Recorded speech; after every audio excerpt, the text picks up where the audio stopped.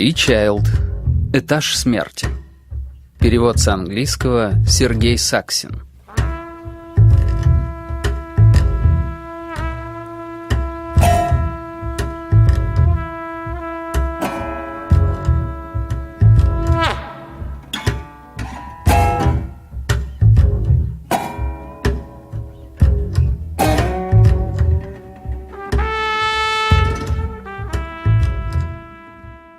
Глава 1.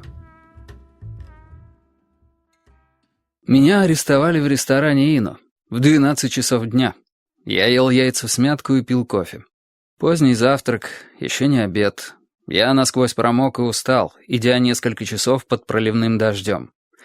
Пешком от самого шоссе до окраины городка. Заведение было маленьким, но чистым и светлым. Построенное совсем недавно, оно изображало переделанный железнодорожный вагон. Узкий, вытянутый зал, с длинной стойкой вдоль одной стены и кухней, спрятанной в глубине.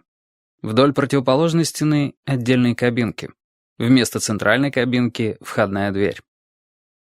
Я сидел в кабинке у окна и читал забытую кем-то газету, где напечатали про новую предвыборную кампанию президента, за которого я не голосовал в прошлый раз и не собирался голосовать сейчас. Дождь прекратился, но стекло было до сих пор усыпано блестящими бусинками капель. Вдруг я увидел подъезжающие к ресторану полицейские машины. Быстро пронесшись по дорожке, мощенной гравием, они завизжали тормозами, останавливаясь у самого входа. На крыше включенные маячки. Капельки на стекле рассветились красными и синими огоньками. Двери машин распахнулись, и из них высыпали полицейские. По двое из каждой машины с оружием наготове. 2 револьвера. 2 ружья. Мощная артиллерия. 1 револьвер и 1 ружье побежали к черному входу. По 1 револьверу и ружью ворвались в ресторан. Я сидел и молча смотрел на происходящее. Я знал, кто находится в ресторане. Повар в своем закутке на кухне, 2 официантки, 2 пожилых мужчин. И я. Вся операция была проведена ради меня. Я успел провести в этом городке меньше получаса. Остальные 5, по всей вероятности, прожили здесь всю жизнь.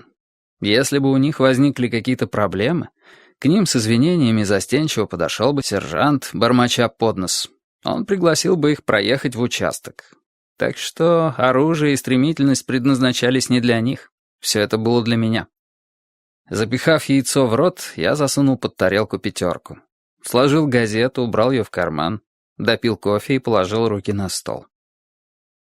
Полицейский с револьвером остался в дверях. Припав на колено, он крепко держал оружие обеими руками, направив его мне в голову. Полицейский с ружьем осторожно приблизился. Это были поджарые, накачанные ребята. Опрятные и чистые. Движения, как из учебника. Револьвер у дверей с определенной долей аккуратности держал под прицелом весь зал. Ружье, выстрелом в упор, неминуемо размазало бы меня по стене. Разместиться по-другому было бы большой ошибкой. В рукопашной драке из револьвера даже с близкого расстояния можно промахнуться. А выстрел картечью от двери поразит не только меня, но и подошедшего ко мне полицейского, а также старика в дальней кабинке. Пока что ребята вели себя правильно. Тут никаких сомнений. Сила была на их стороне. И тут тоже никаких сомнений. В тесной кабинке я оказался как в ловушке. Я был слишком зажат, чтобы чем-либо ответить. Я вытянул руки на столе. Полицейский с ружьем подошел ближе. «Не с места! Полиция!» — крикнул он. Он крикнул это так громко, как только смог, давая выход своему внутреннему напряжению и пытаясь меня запугать. Действие из учебника. Обилие звуков и ярости, чтобы подавить жертву. Я поднял руки. Полицейский с револьвером направился ко мне от двери. Полицейский с ружьем шагнул ближе. Он подошел слишком близко. Вот их первая ошибка. Если бы мне было нужно, я мог бы броситься на ружье и отбить ствол вверх. Выстрел в потолок, удар локтем полицейскому в лицо, и ружье стало бы моим. Парень с револьвером уменьшил угол наблюдения и не мог бы стрелять, не рискуя попасть в своего напарника. Для обоих все могло кончиться весьма плохо. Но я просто сидел за столом, подняв руки. Парень с ружьем продолжал кричать и прыгать около меня. «Ложись лицом на пол!» Не спеша выйдя из кабинки, я протянул свои запястья полицейскому с револьвером. Я не собирался валяться на полу. Только не для этой деревенщины. даже если они согнали сюда весь полицейский участок, вооруженный гаубицами. Полицейский с револьвером оказался сержантом. Он был совершенно спокоен. Пока второй держал меня под прицелом ружья, сержант убрал в кобуру револьвер и, отстегнув от пояса наручники, защелкнул их на моих запястьях. Через кухню в зал прошел отряд прикрытия. Обойдя стойку, они встали вокруг меня. Принялись обыскивать. Очень тщательно. Я видел, как сержант регистрирует отрицательные кивки. Оружия нет. Ребята из отряда прикрытия взяли меня под локти. Парень с ружьем по-прежнему держал меня под прицелом. Сержант выступил вперед. Ладно скроенный, белый мужчина, атлетического телосложения. Одного со мной возраста. Бирка над нагрудным карманом гласила «Бейкер». Он посмотрел мне в лицо.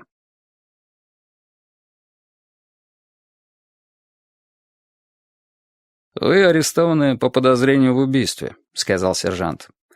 «У вас есть право хранить молчание. Все, что вы скажете, может быть использовано против вас. У вас есть право воспользоваться услугами адвоката. Если вы не можете позволить себе адвоката, штат Джорджия предоставит вам адвоката бесплатно. Вы понимаете свои права?» Замечательное исполнение прав Миранды. Сержант говорил четким, поставленным голосом.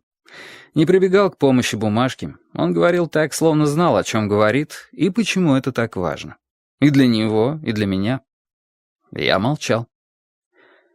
«Вы понимаете свои права?» — повторил сержант. Я по-прежнему молчал. Долгий опыт научил меня, что нет ничего лучше полного молчания. Скажи что-нибудь, и это может быть неправильно услышано, не так понято, истолковано превратно. И ты можешь оказаться за решеткой. Ты можешь быть убит. Молчание же сбивает с толку полицейского, производящего арест.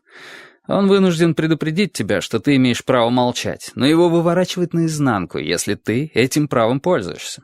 Меня арестовывали по подозрению в убийстве, но я молчал. «Вы понимаете свои права?» — снова спросил меня полицейский по фамилии Бейкер. «Вы говорите по-английски?» Он сохранял спокойствие. Я молчал. Он оставался спокойным. Это было спокойствие человека, для которого мгновение опасности миновало. Ему оставалось лишь отвезти меня в участок, и потом я стану заботой кого-то другого. Сержант переглянулся со своими товарищами. «Хорошо, отметим, что он ничего не говорит», — проворчал он. «Ладно, пошли». Меня повели к двери. В дверь мы прошли гуськом. Сначала Бейкер, затем парень с ружьем, пятящийся задом, все еще направляющий на меня большое черное дуло своего ружья. У него на бирке было написано «Стивенсон». Белый мужчина, среднего роста, в хорошей физической форме. Оружие у него было похоже на обрезок водопроводной трубы. Оно было нацелено мне в живот. За мной шли полицейские из группы прикрытия и подталкивали меня в спину.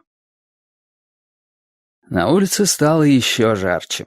Судя по всему, дождь шел всю ночь и большую часть утра. Теперь бесчинствовало солнце, и от вымощенной гравием дорожки шел пар. Вообще-то, в жару здесь должно было быть пыльно. Но сегодня царил ударяющий в голову замечательный аромат, политый дождем мостовой, нагретый полуденным солнцем. Повернувшись лицом к солнцу, я вздохнул полной грудью, позволяя полицейским перестроиться, по одному с каждой стороны, для короткой прогулки к патрульным машинам. Стивенсон с ружьем по-прежнему замыкал шествие. Когда мы подошли к первой машине, он задержался на шаг, и Бейкер открыл заднюю дверь. Мне пригнули голову, полицейский слева аккуратно прижался к моему бедру, после чего меня запихнули в машину. Хорошее движение. В таком городке, расположенном в глуши, подобная слаженность говорит скорее об упорных тренировках, а не об обилии опыта. Я оказался один на заднем сиденье. Кабина была разделена толстой стеклянной перегородкой. Передние двери были еще открыты. В машину сели Бейкер и Стивенсон. Бейкер сел за руль. Стивенсон, развернувшись, не сводил с меня глаз. Все молчали. Машина прикрытия поехала следом. Обе машины были новыми. Мы ехали плавно и бесшумно. Внутри было чисто и прохладно. На заднем сиденье никаких свидетельств отчаяния, оставленных теми, кто ездил здесь до меня. Я смотрел в окно. Штат Джорджия. Я видел богатую, плодородную землю, жирный, мокрый краснозем. длинные ровные ряды кустов на полях. Наверное, арахис. От него толстеют, но тот, кто его выращивает, получает хорошие деньги. Или тот, кому принадлежат поля. Кому здесь принадлежит земля? Тем, кто ее обрабатывает, или огромным сельскохозяйственным корпорациям? Я не знал. Дорога до городка заняла несколько минут. Машина шелестела по ровному мокрому асфальту. Примерно через полмили я увидел два опрятных здания, новых, окруженных ухоженной зеленью. Полицейский участок и пожарная станция. Они стояли особняком у просторного сквера с памятником на северной окраине города. Симпатичная архитектура центра округа с богатым бюджетом. Ровный асфальт на дорогах, тротуары, вымощенные красной плиткой. В 300 ярдах к югу возвышался ослепительно белый шпиль церкви, за которым сбились в кучку немногочисленные жилые дома. Я разглядел флагштоки, навесы, свежую краску, зеленые лужайки. Все выглядело чистым после недавнего ливня. Все парило и казалось каким-то особенно свежим. Процветающий городок, обязанный своим благосостоянием доходом с сельскохозяйственных угодий и высоким налогом, который платят жители, работающие в Атланте. Сбавив скорость, машина свернула к полицейскому участку. Стивенсон по-прежнему не отрывал от меня глаз. Широкая подъездная дорога полукругом. Я прочитал выложенную кирпичом надпись «Полицейский участок Маргрейва». У меня мелькнула мысль, есть ли причины для беспокойства. Я арестован, в городке, где никогда прежде не бывал. Судя по всему, по подозрению в убийстве. Но я знал две вещи. Во-первых, нельзя доказать, что что-то случилось, если на самом деле этого не было. И во-вторых, я никого не убивал. По крайней мере, не в этом городе и не в последнее время.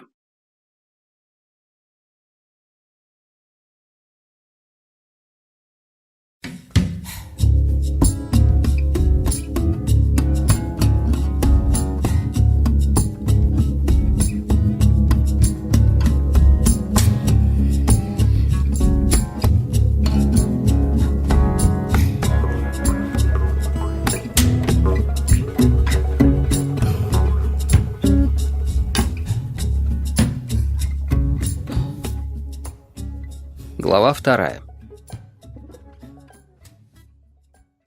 Мы подъехали прямо к дверям длинного невысокого здания. Выйдя из машины, Бейкер осмотрелся по сторонам.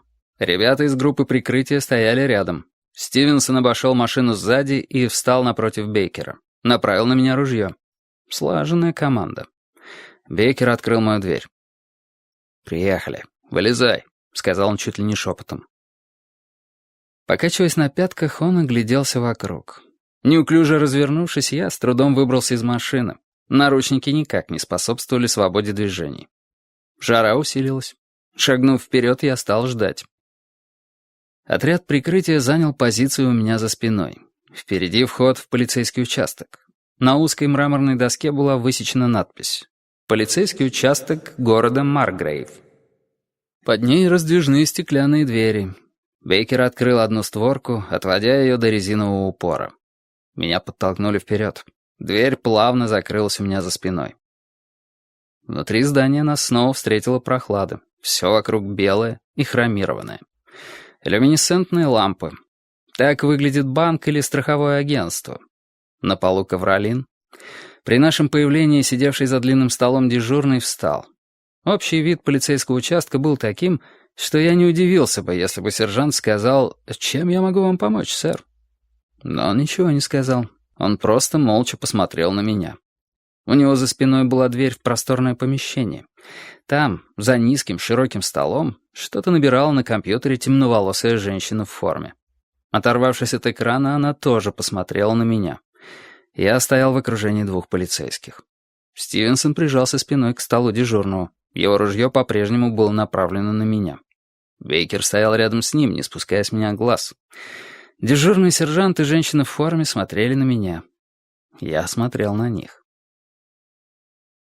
Затем меня провели налево и остановили перед дверью. Бейкер распахнул дверь, и меня толкнули в комнату. Комнату допросов. Без окон. Белый стол и 3 стула. Ковер. В углу под потолком видеокамера. В комнате было очень прохладно.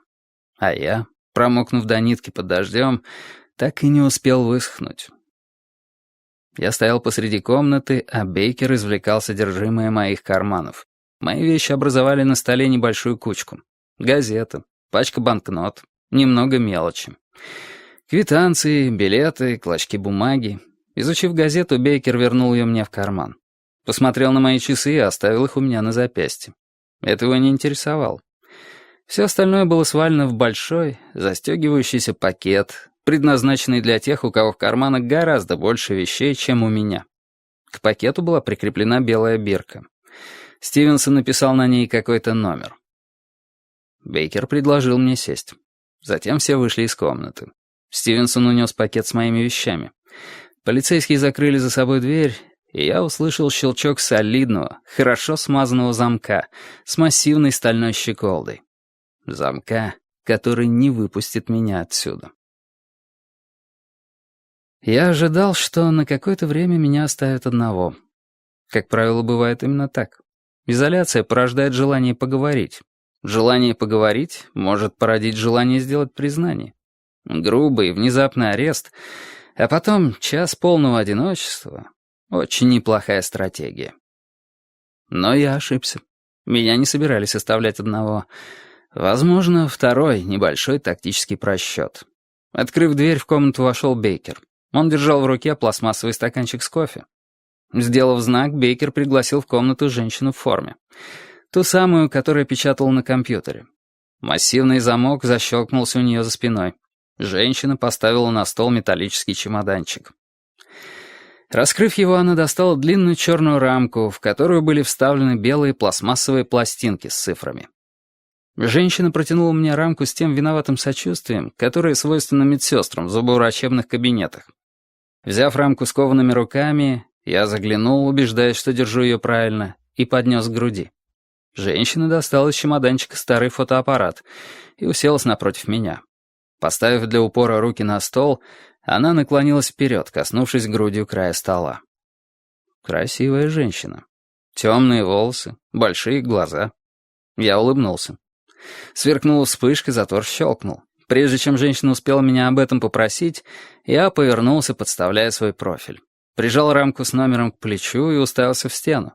Снова сверкнула вспышка, щелкнул затвор. Развернувшись назад, я вернул женщине рамку. Обеими руками, из-за наручников. Она приняла ее со сдержанной улыбкой, говорившей: «Да, это неприятно, но так надо». Совсем как медсестра в зубоврачебном кабинете. Затем женщина достала оборудование для снятия отпечатков пальцев. Новенькая карточка, расчерченная на 10 квадратов, уже пронумерованная. Как всегда, для большого пальца отведено слишком мало места. У этой карточки на обороте было 2 больших квадрата для отпечатков ладоней. Наручники сильно затруднили процесс. Бейкер не предложил их снять. Женщина намазала мои руки чернилами. Пальцы у нее были гладкие и холодные, обручального кольца нет. Затем она дала мне тряпку. Чернила стерлись без следа. Какой-то новый состав, с которым я еще не встречался. Разрядив фотоаппарат, женщина положила пленку и карточку с отпечатками пальцев на стол. Затем она убрала фотоаппарат в чемоданчик. Бейкер постучал в дверь. Замок снова щелкнул. Женщина собрала свои вещи. Никто не произнес ни слова. Женщина ушла. Бейкер остался со мной. Он закрыл дверь и запер ее на тот же самый смазанный замок. После чего, прислонившись к двери спиной, посмотрел на меня. «Сейчас сюда придет наш начальник», — сказал он. «Он хочет с вами поговорить. У нас тут запутанная ситуация. Ее надо прояснить». Я ничего не ответил. Разговор со мной не поможет прояснить никакую ситуацию. Но Бейкер вел себя вежливо, относился ко мне с уважением, поэтому я предложил ему тест. Протянул руки. Молчаливая просьба снять наручники. Встав, Бейкер поколебался и, достав из кармана ключ, снял наручники, пристегнул их к своему ремню. Посмотрел на меня. Выдержав его взгляд, я опустил руки. Никаких признательных вздохов облегчения. Никакого печального растирания запястий. Я не хотел устанавливать с этим парнем никаких отношений. Но я все же заговорил. «Хорошо», — сказал я. «Пойдемте встретимся с вашим начальником». Я заговорил впервые с тех пор, как заказал завтрак. Так что Бейкер посмотрел на меня с признательностью. Он постучал в дверь, и ее открыли снаружи. Открыв дверь, Бейкер подал мне знак выходить. За дверью нас ждал Стивенсон. Ружье исчезло. Отряд прикрытия исчез. Похоже, все потихоньку успокоились. Мы прошли через весь коридор до двери в конце. Стивенсон толкнул ее, и мы вошли в просторный кабинет, отделанный красным деревом. За массивным письменным столом из красного дерева сидел жирный тип. У него за спиной висели два больших флага. Звездно-полосатый с золотой каймой слева и, как я решил, флаг штата Джорджия справа. На стене между флагами висели большие старинные часы в круглом корпусе из красного дерева, выглядевшие так, словно их надраивали не один десяток лет. Я предположил, что эти часы находились еще в старом здании полицейского участка, которое снесли, чтобы выстроить это, новое. Наверное, архитектор пытался с помощью этих часов передать связь времен. Они показывали почти половину первого. Меня подтолкнули к столу, и жирный тип поднял на меня взгляд. Пустой, оценивающий. Он снова посмотрел на меня, на этот раз пристальнее. И, ухмыльнувшись, заговорил свистящим кашлем, который был бы криком, если бы его не душили больные легкие. «Опускай свою задницу на этот стул и не открывай свою грязную пасть!» Жирный тип меня удивил. Он производил впечатление законченного кретина, что никак не вязалось с тем, что я видел до сих пор. Бейкер и его люди знали свое дело. При задержании они действовали профессионально и уверенно. Женщина из лаборатории тоже кое в чем разбиралась. Но этот жирный начальник даром коптил небо. Грязные редеющие волосы. Он обливался потом, несмотря на прохладу кондиционеров. Серое лицо в багровых пятнах, дряблые мышцы, гора лишнего жира. Давление космически высокое. Артерии твердые, как камень. Судя по всему, пустое место. «Моя фамилия Моррисон», — чихнув, объявил мне начальник. Как будто мне было до этого какое-то дело. «Я начальник полицейского участка Маргрейва. А ты ублюдок, убийца-чужак. Ты явился в мой город и забрался во владение мистера Клинера. Так что сейчас ты во всем чистосердечно признаешься моему старшему следователю». Умолкнув, полицейский снова посмотрел на меня, точно пытаясь вспомнить, где видел, или ожидая от меня ответа. Он ничего не дождался. Начальник ткнул в меня жирным пальцем. «А потом ты отправишься в тюрьму», — заявил он, — «и сядешь на стул, а потом я попрыгаю на твоей могиле, бездомный кусок дерьма». Оторвав свою тушу от кресла, он отвернулся в сторону. «Я бы сам тобой занялся», — сказал он, — «но я человек занятой». Начальник неуклюже выбрался из-за стола. Я стоял на полпути между столом и дверью. Проходя мимо, он остановился, и его жирный нос оказался на одном уровне со средней пуговицей моего пиджака. Начальник снова посмотрел на меня, определенно чем-то озадаченный.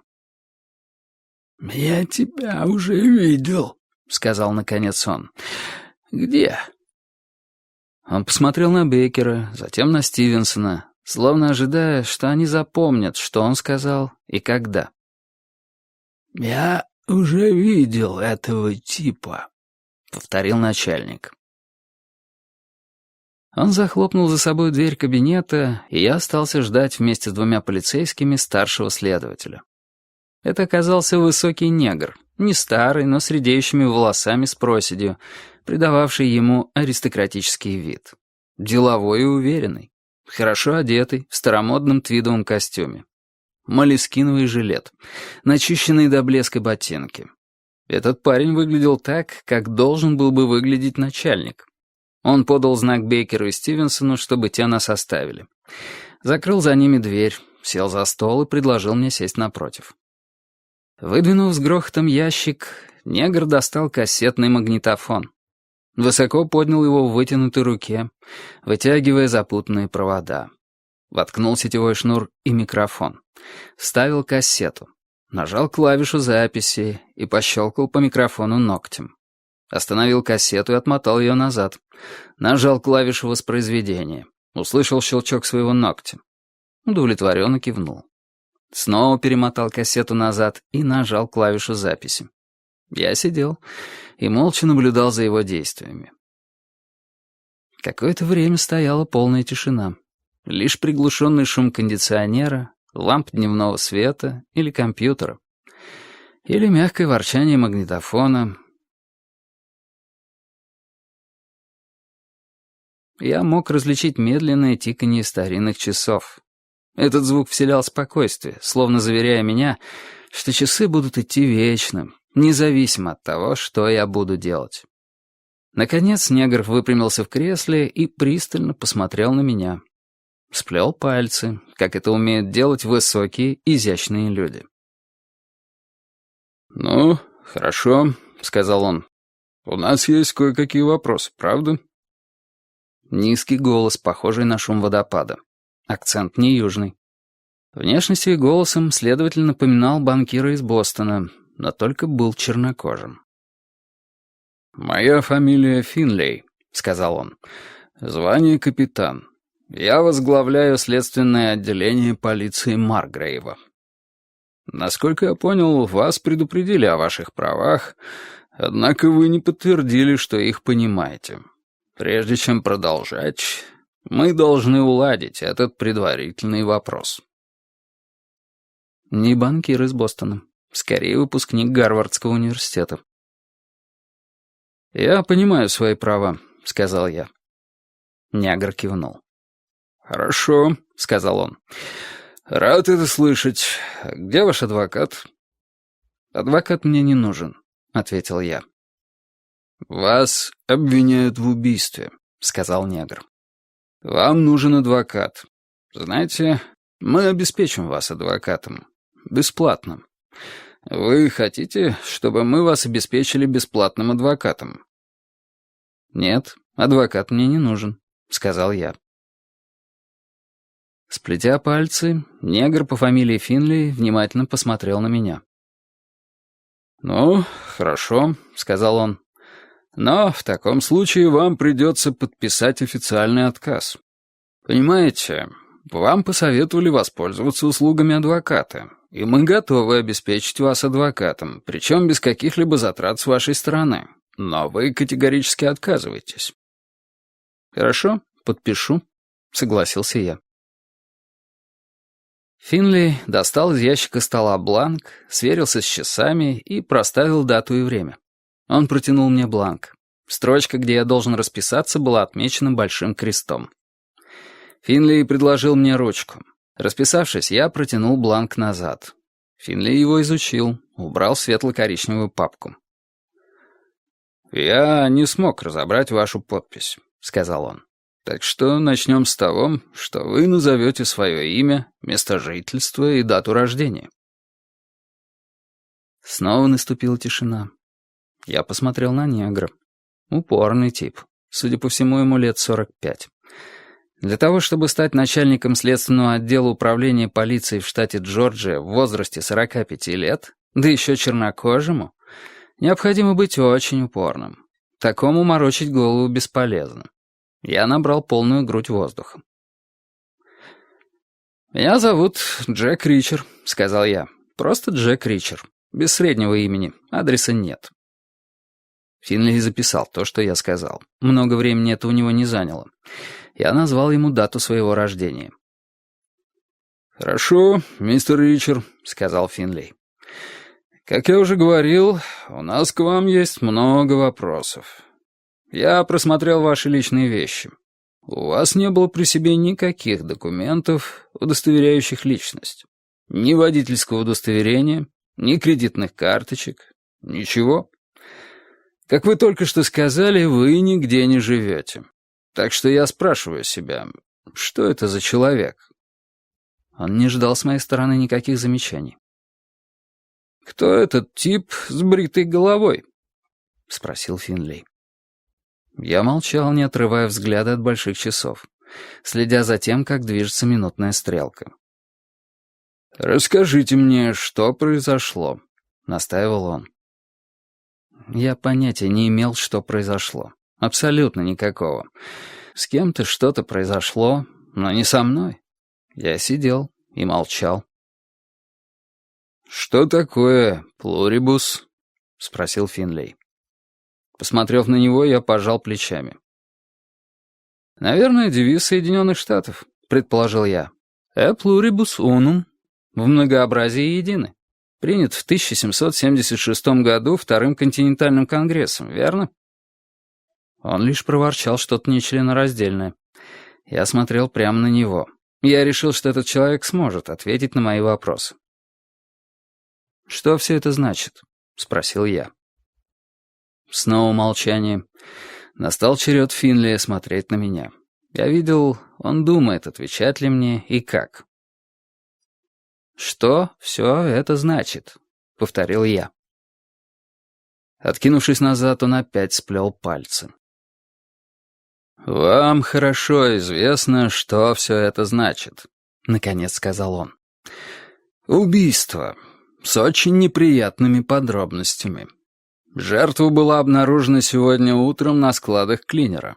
У северного конца шоссе, пересекающего наш округ, у самой петли развязки на автостраде. Свидетель сообщил о том, что видел человека, идущего с той стороны. Около 8 часов утра. По его описанию, белый мужчина, очень высокий, в длинном черном пальто, светлые волосы, без шляпы, без сумки. Опять молчание. Я белый мужчина. У меня очень большой рост. У меня светлые волосы. Я сидел перед Финлием, одетый в длинное черное пальто. У меня не было шляпы и сумки. По этому шоссе я шел сегодня утром почти 4 часа. С 8 до без четверти 12. «Сколько по шоссе до этого места?» — спросил я. «От автострады до города».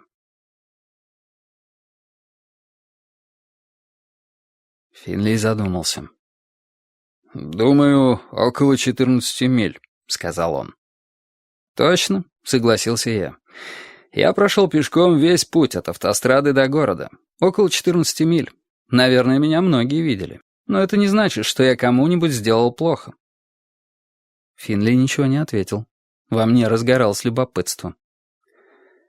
«Это ваш участок?» — спросил я. «Вся местность до автострады?» «Да, наш», — подтвердил он. «Вопрос юрисдикции не стоит. Вам от нас не отделаться, мистер Ричард.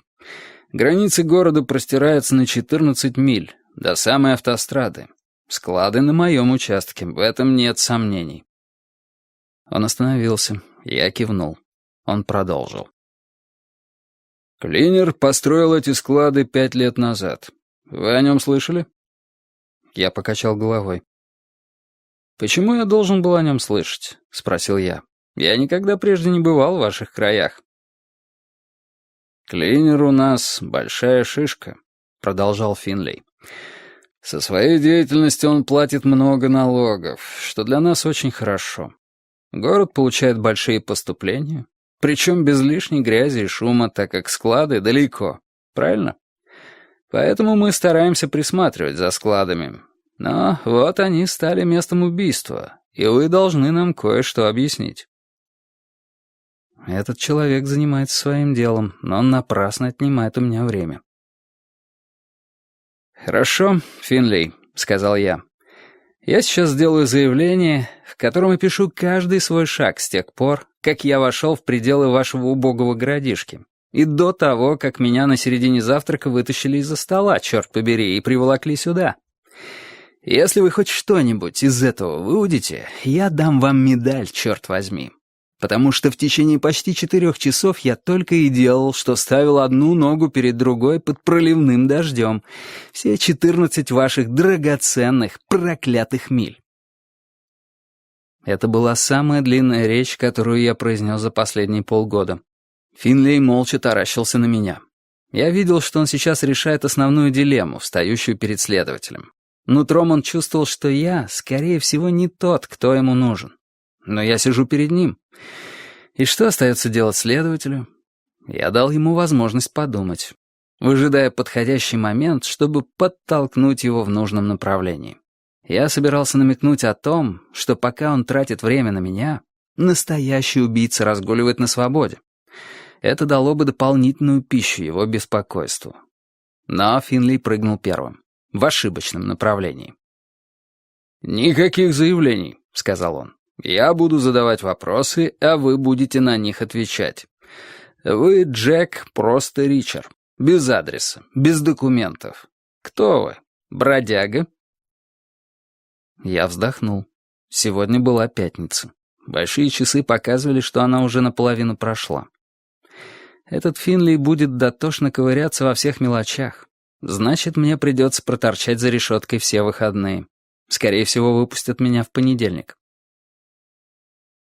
«Я не бродяга, Финли», — сказал я. «Я странник. Это большая разница». Он медленно покачал головой. «Ты не умничай, Ричард», — сказал он. «Ты по уши в дерьме. Плохи твои дела. Наш свидетель видел, как ты уходил с места преступления. Ты здесь чужак, у тебя нет документов, ты ничего не можешь сказать в свое оправдание. Так что лучше не умничай». Финли по-прежнему занимался своим делом и по-прежнему напрасно отнимал у меня время. «Я не уходил с места преступления», — сказал я. «Я 4 часа шел пешком по этой треклятой дороге. Это ведь большая разница, правда? Преступники, покидающие место преступления, пытаются сделать это как можно быстрее и незаметнее. Они не идут по дороге. Что плохого в том, чтобы идти по дороге? Люди постоянно ходят по дорогам. Разве не так, черт побери?» Подавшись вперед, Финли покачал головой. «Нет», — сказал он, — «по этой дороге никто не ходил пешком с тех пор, как был изобретен автомобиль. И почему у вас нет адреса? Откуда вы родом? Ответьте на эти вопросы. Начнем все с самого начала». «Хорошо, Финли, начнем с самого начала», — согласился я. «У меня нет адреса, потому что я нигде не живу. Быть может, когда-нибудь я буду где-то жить, тогда у меня появится адрес, и я пришлю тебе открытку, чтобы ты убрал ее в свой альбом, поскольку тебя, похоже, это очень беспокоит». Финли смерил меня взглядом, решая, как ему отнестись к моей выходке. Он остановился на спокойствии. Спокойствии, объединенном с упорством. «Откуда вы родом?» — спросил он. «Какой ваш последний адрес?» «Что именно вы имеете в виду, спрашивая, откуда я родом?» — спросил я. Финли стиснул губы. Я начинал выводить его из себя, но он сохранял выдержку. Прикрутил ее к себе нитями ледяного сарказма. «Ну, хорошо», — сказал он. «Вы не поняли мой вопрос, так что позвольте растолковать его подробнее. Я имел в виду, где вы родились или прожили какой-то значительный период своей жизни, который вы интуитивно рассматриваете как доминирующий в социальном или культурном плане». Я лишь молча смотрел на него. «Приведу пример», — продолжал Финли. «Лично я родился в Бостоне, получил образование в Бостоне и в дальнейшем проработал в Бостоне 20 лет. Поэтому я имею полное основание сказать, и вы, я думаю, согласитесь со мной, что я из Бостона». Я был прав. Выпускник Гарварда. Выпускник Гарварда, начинающий терять терпение.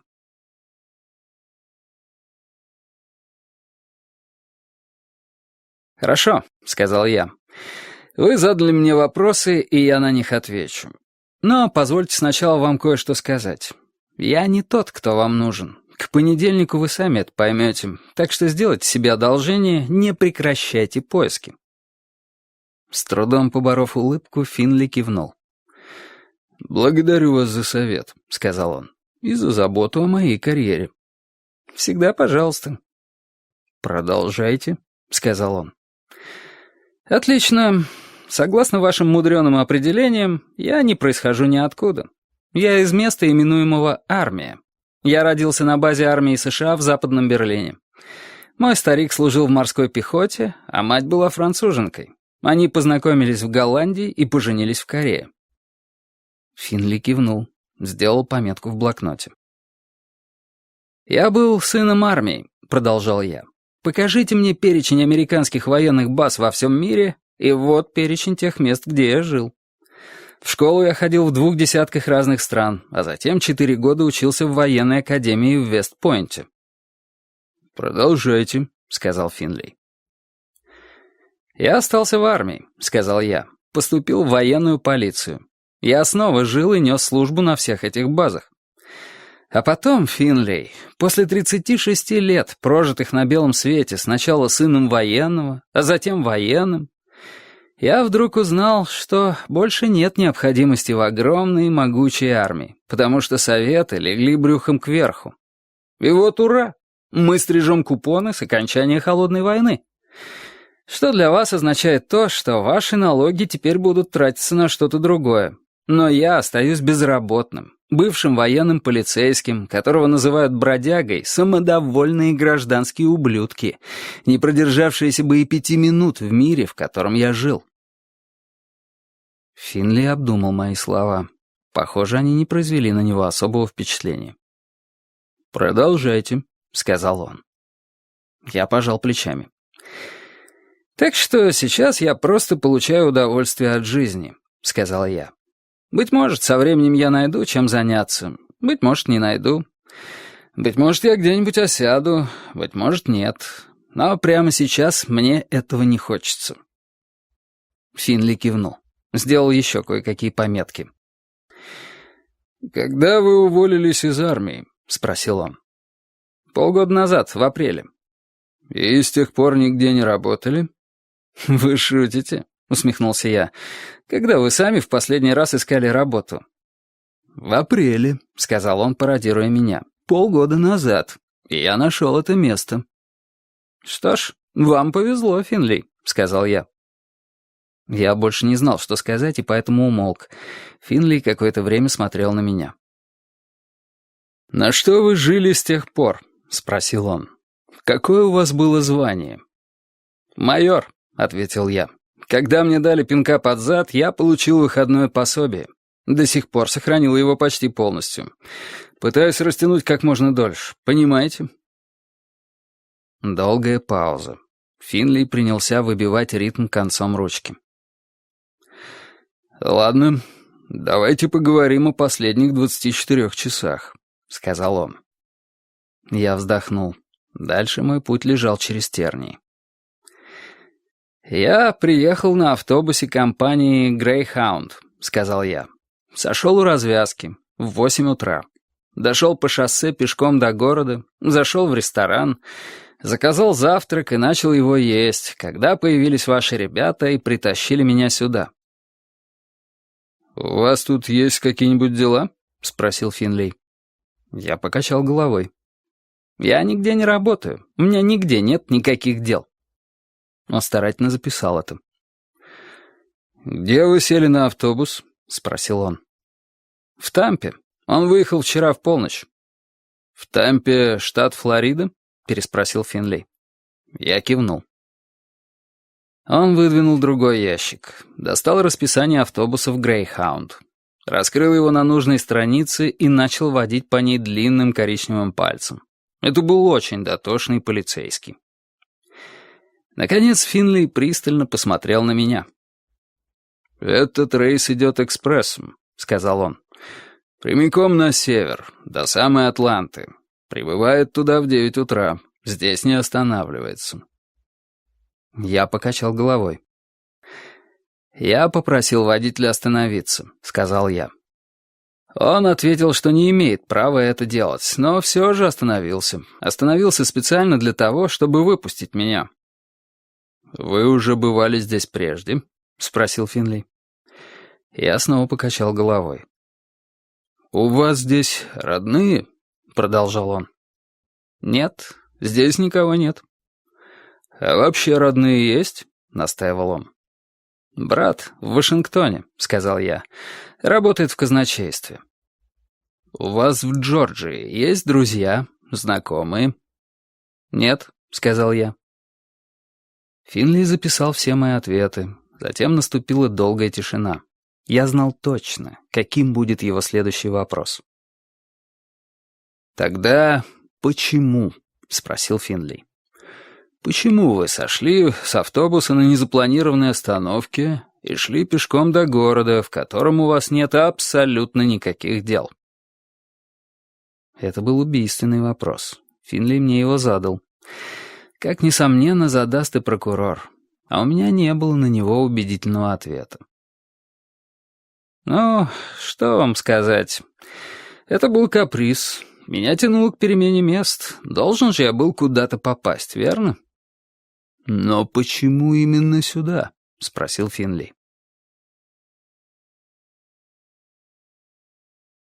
«Не знаю», — признался я. «У моего соседа была карта, и я выбрал этот городок. Мне хотелось держаться подальше от оживленных мест. У меня была мысль сделать круг и вернуться обратно к заливу, только, быть может, чуть западнее». «Вы выбрали это место наугад?» — спросил Финли. «Не вешайте мне лапшу на уши. Как вы могли его выбрать? Это же всего-навсего название, точка на карте. У вас должна была быть какая-то причина». Я кивнул.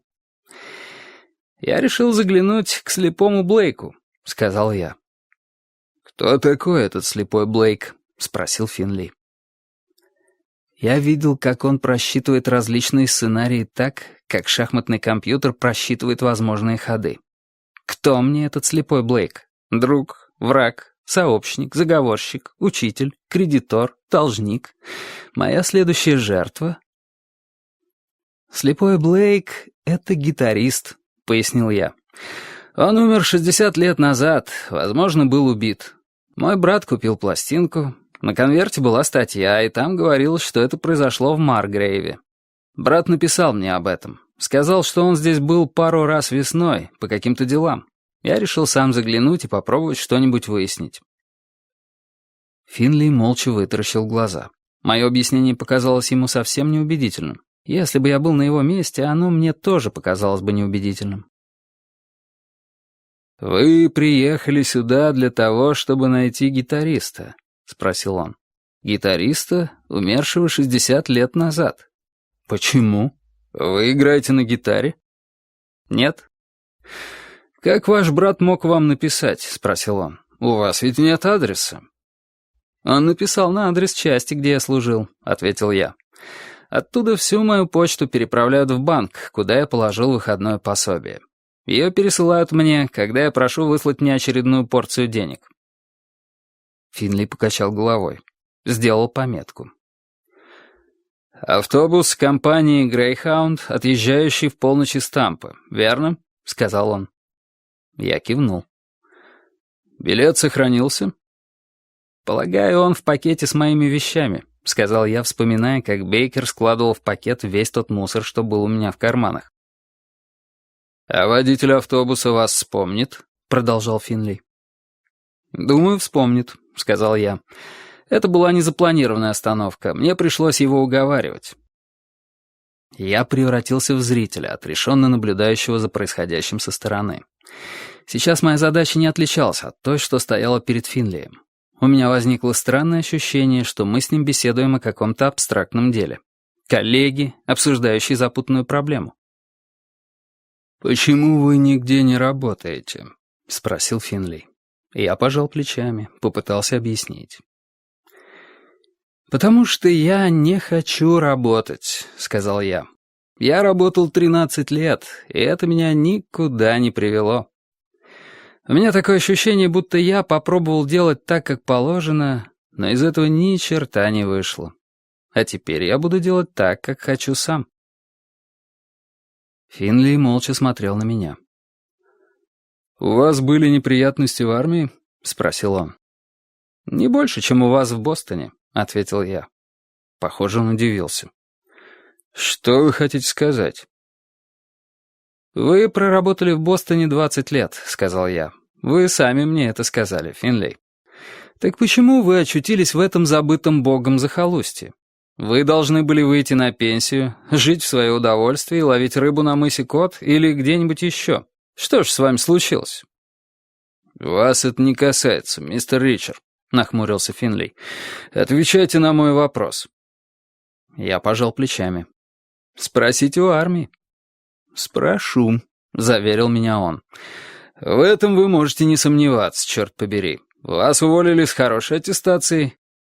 «А разве в противном случае я бы получил выходное пособие?» — ответил вопросом на вопрос я.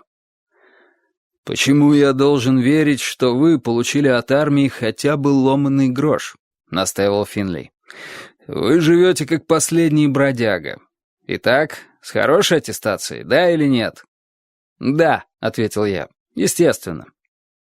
Он сделал еще одну пометку, задумался. «Как вы отнеслись к тому, что вас уволили со службы?» — наконец спросил он. Я обдумал его вопрос, пожал плечами. «Никак. Вот я был в армии, а теперь уже не в армии». «Вы испытываете злость?» — настаивал Финли. «Чувствуете, что вас предали?» «Нет», — сказал я. «А должен чувствовать?» «И вас ничего не беспокоит?» — спросил он так, как будто что-то обязательно должно было быть. Я чувствовал, что хорошо бы что-нибудь ему ответить, но не мог ничего придумать. Я служил в армии с самого своего рождения. Теперь я уже не служил в армии и чувствовал себя бесподобно. Чувствовал свободу. Как будто всю жизнь у меня слегка болела голова. А я заметил это только тогда, когда она перестала болеть. Меня беспокоило только то, чем жить дальше. Чем зарабатывать на жизнь, не расставаясь с только что приобретенной свободой. А это было весьма непросто. За полгода я не заработал ни гроша. Это была моя единственная проблема. Но я не собирался говорить о ней Финлию. Он сочтет это мотивом. Подумает, что я решил обеспечить дополнительное финансирование своей бродяжнической жизни, грабя людей на складах, а затем их убивая. «Наверное, переход дался мне нелегко», — наконец сказал я. «Особенно если учесть, что такую жизнь я вел с детства». Финли кивнул, обдумал мой ответ.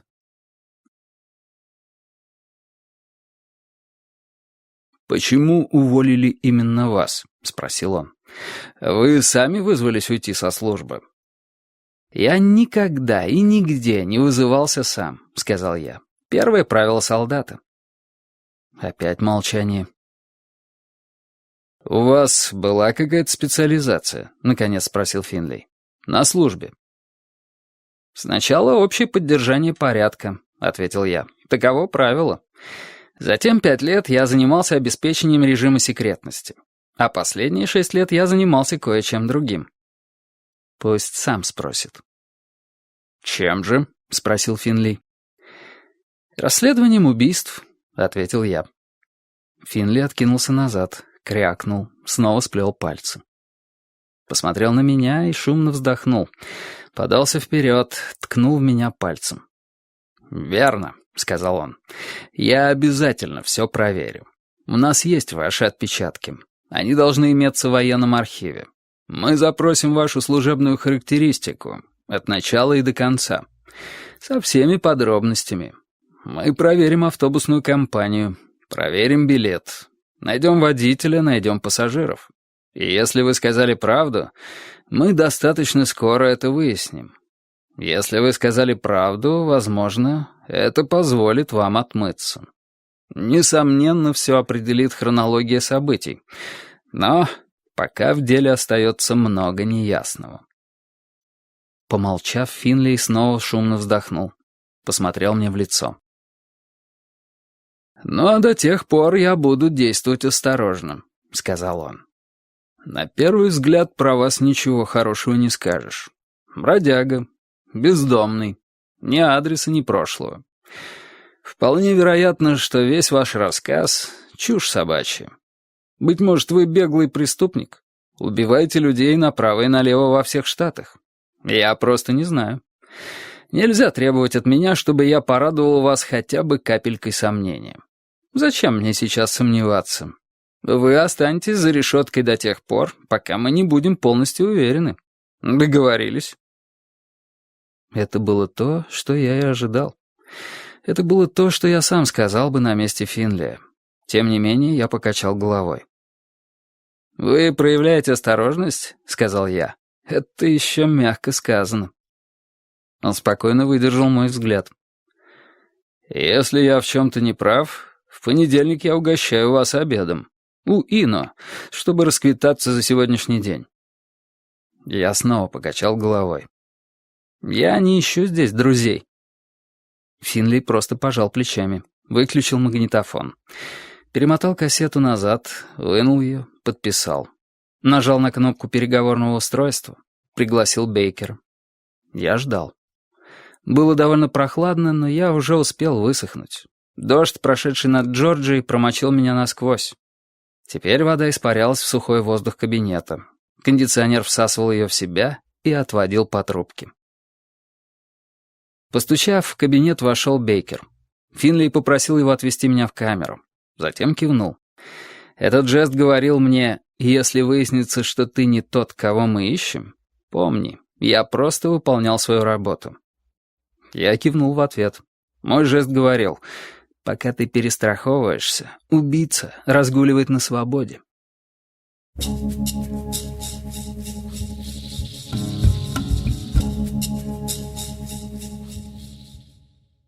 Отделение для содержания под стражей представляло собой лишь отгороженный угол. Оно было разделено на 3 отдельные камеры вертикальными прутьями. Передняя стена была из решетки. Вход в каждую камеру через отдельную секцию на петлях. Металл тускло блестел, чем-то напоминал титан. Во всех камерах на полу ковролин. И больше ничего. Ни табурета, ни топчина. Лишь новая высокобюджетная версия загонов в полицейских участках, которые можно увидеть в старых фильмах. «На ночь здесь не оставляют?» — спросил я у Бейкера. «Нет», — ответил тот.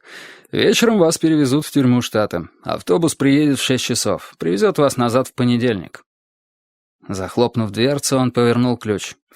Я услышал, как по всей высоте секции щелкнули засовы, входящие в гнезда. Электромагниты. Я достал из кармана газету, снял пальто и свернул его. Растянулся на полу и подложил пальто под голову. Вот теперь я точно вляпался. Выходные мне предстоит провести в тюрьме. Не в камере предварительного заключения в полицейском участке. И дело вовсе не в том, что у меня были какие-то планы на предстоящий уикенд. Просто я хорошо знал, что такое обычная тюрьма. Многие дезертиры рано или поздно попадают в обычные тюрьмы. За какое-то преступление. Правоохранительные органы извещают армию. За дезертирами приезжают военные и полицейские. Так что я знал, что такое обычная тюрьма. И перспектива провести в ней 2 дня не вызывала у меня никакого энтузиазма. Я лежал, раздраженно слушая шум полицейского участка. Звонили телефоны, стучали клавиатуры. То быстрее, то медленнее. Полицейские приходили и уходили, разговаривая вполголоса. Тогда я постарался дочитать захваченную газету.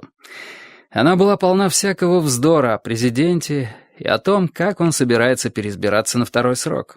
Старик посетил город Пенсакола на побережье залива Флорида. Он намеревался сбалансировать государственный бюджет до того, как поседеют его внуки. Президент обрезал расходы с ретивостью человека, продирающегося через джунгли с мачете в руке. В Пенсаколе досталось береговой охране. В течение последних 12 месяцев пограничники по собственной инициативе всеми силами полумесяцем выходили в воды залива и досматривали все суда, которые им чем-то не нравились. Судя по всему, год назад по этому поводу трубили фанфары. Успех превзошел самые смелые ожидания. Пограничники находили все, что угодно. В основном наркотики, но также оружие и нелегальных иммигрантов с Гаити и Кубы. Подобная акция снижала уровень преступности во всех штатах за 1000 миль от побережья в долгосрочной перспективе.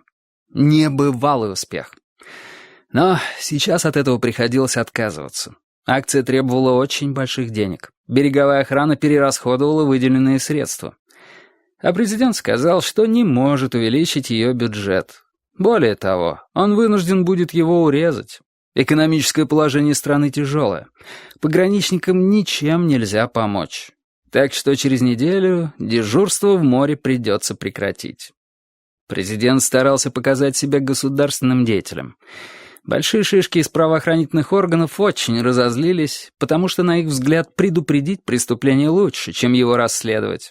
Но обитатели Вашингтона радуются, так как 50 центов, потраченных на полицейского, патрулирующего улицы столицы, гораздо заметнее $2, выброшенных в океан за 2000 миль от избирателей. Обе стороны приводили множество аргументов. А президент самодовольно улыбался в объективы фотоаппаратов и заявлял, что ничего не может поделать. Я отбросил газету, так как чтение только распаляло мою злость. Чтобы успокоиться, я включил в голове музыку. Припев песни «Молния, попавшая в дымовую трубу». В исполнении группы Howlin' Wolf в конце первой строфы звучит изумительный сдавленный крик. Говорят, для того, чтобы прочувствовать блюз, необходимо много ездить по железной дороге. Это неправда. Для того, чтобы понять блюз, надо оказаться взаперти. В камере или в армии. За решеткой. Где-то там, откуда молния, попавшая в дымовую трубу, кажется далеким маяком недостижимой свободы. Я лежал, положив голову на свернутое пальто, и слушал звучащую в голове музыку. На третьем куплете я заснул. Я проснулся от того, что Бейкер начал долбить ногой по решетке. Раздался глухой звон, похожий на погребальный. Рядом с Бейкером стоял Финли. Они смотрели на меня. Я остался лежать на полу. Мне было так очень удобно. «Где вы были вчера в полночь?» — спросил Финли. «Садился на автобус в Тампе», — ответил я. «У нас появился новый свидетель», — сказал Финли. «Он видел вас в районе складов. Вчера вечером. Бесцельно слонявшегося. В полночь». «Это полная чушь, Финли», — сказал я. «Такого быть не может. Что это еще за новый чертов свидетель?» «Этот свидетель — Моррисон», — сказал Финли. «Начальник полицейского участка. Он сразу сказал, что уже видел вас раньше. И вот теперь он вспомнил, где именно».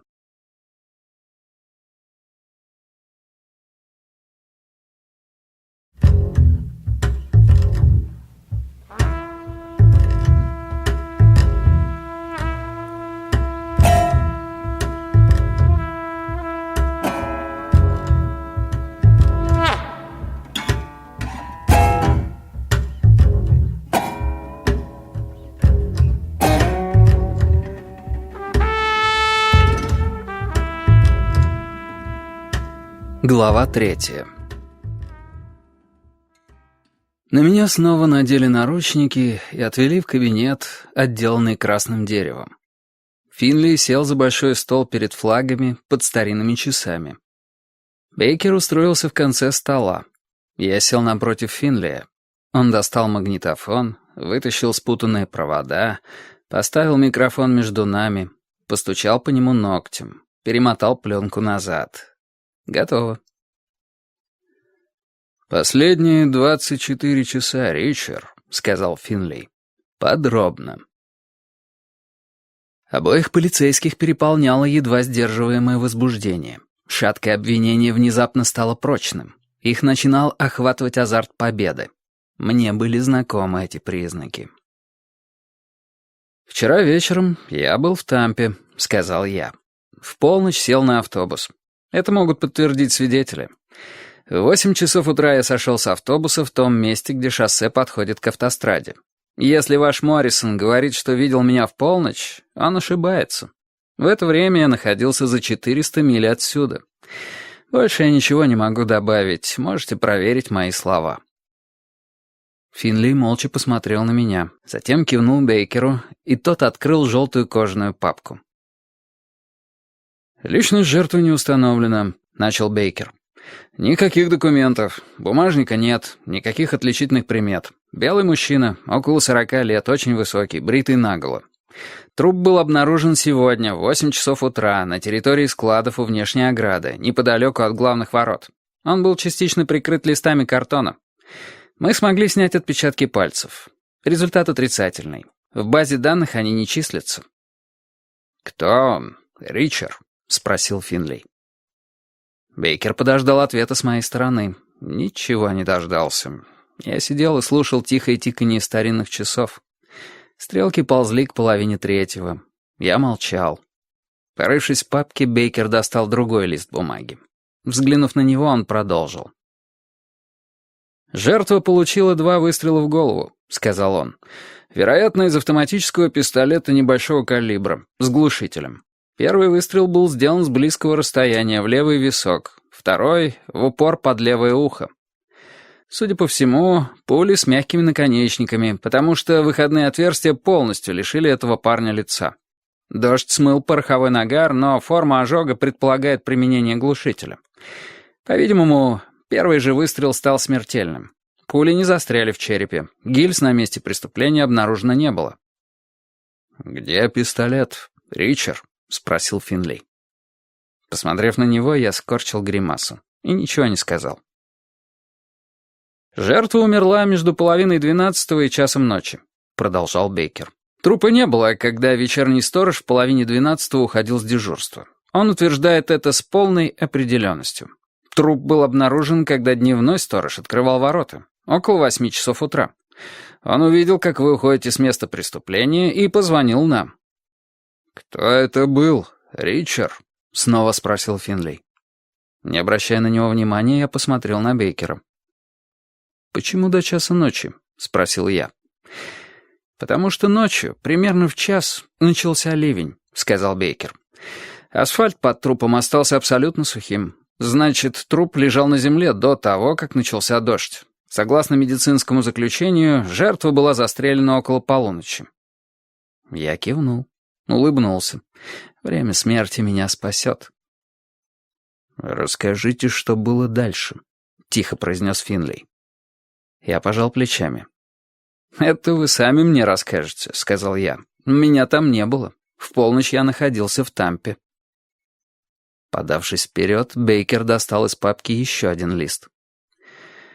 «А дальше произошло то, что ты спятил», — сказал он. «Сошел с ума». Я покачал головой. «В полночь меня там не было», — повторил я. «Я садился на автобус в Тампе. В этом нет ничего сумасшедшего». Полицейские никак не отреагировали на мои слова. Они оставались угрюмыми. «Твой первый выстрел его убил», — сказал Бейкер. «Затем ты выстрелил во второй раз, после чего словно обезумел и долго пинал труп ногами. На теле многочисленные травмы, полученные посмертно. Ты его застрелил, после чего превратил труп в месиво. Ты лупил его ногами, что из силы. На тебя напал приступ безумия. Затем ты успокоился и попытался завалить труп картоном». Я заговорил не сразу. «Посмертные травмы?» — спросил я. Бейкер кивнул. «Что-то страшное», — подтвердил он. «Этот парень выглядит так, словно его сбил грузовик. Все кости переломаны. Но врач говорит, что это произошло тогда, когда он был уже мертв. У тебя не все дома, Ричард. Это точно, черт побери». «Кто он?» — в 3-й раз спросил Финли.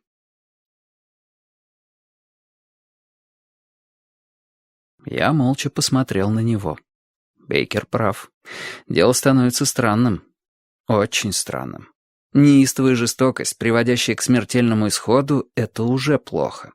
Но жестокость по отношению к трупу еще хуже. Мне несколько раз приходилось с этим сталкиваться. И у меня не было никакого желания встретиться еще раз. Но так, как описал случившееся Бейкер, оно вообще не имело смысла. «Как вы с ним познакомились?» — спросил Финли. Я смотрел на него, ничего не отвечая. «Что такое плурибус?» — спросил он. Я пожал плечами, продолжая хранить молчание. «Кто это был, Ричард?» — снова спросил Финли. «Меня там не было», — ответил я. «Я ничего не знаю». Финли помолчал. «Какой номер вашего телефона?» — вдруг спросил он. Я посмотрел на него, как на сумасшедшего. «Финли, черт побери, о чем вы говорите?» — сказал я. «У меня нет телефона. Вы не поняли? Я нигде не живу». «Я имел в виду сотовый телефон», — сказал Финли. «Какой сотовый телефон? У меня нет сотового телефона». Меня охватила паника.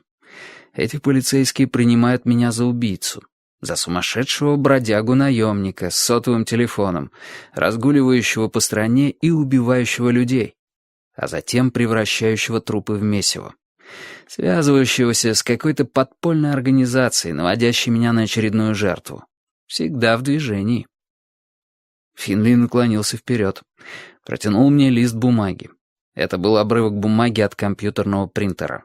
Не старый, покрытый блестящим слоем жира. Такой приобретает бумага, проведшая месяц в кармане. На нем было напечатано подчеркнутое заглавие «Плурибус».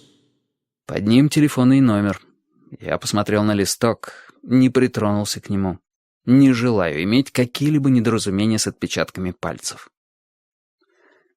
«Это ваш номер телефона?» — спросил Финли. «У меня нет телефона», — повторил я. «Вчера ночью меня здесь не было. Чем больше вы будете приставать ко мне, Финли, тем больше времени потеряете». «Это номер сотового телефона», — продолжал он. «Это мы установили точно. Принадлежит компании с центром в Атланте. Но абонента мы сможем установить только в понедельник. Поэтому мы обращаемся к вам, Ричард. Будет лучше, если вы поможете следствию». Я снова посмотрел на клочок бумаги. «Где вы это нашли?» Финли задумался. Решил все же ответить. «Листок лежал в ботинке вашей жертвы», — сказал он. «Сложенный и спрятанный». Я долго сидел молча. Мне было страшно.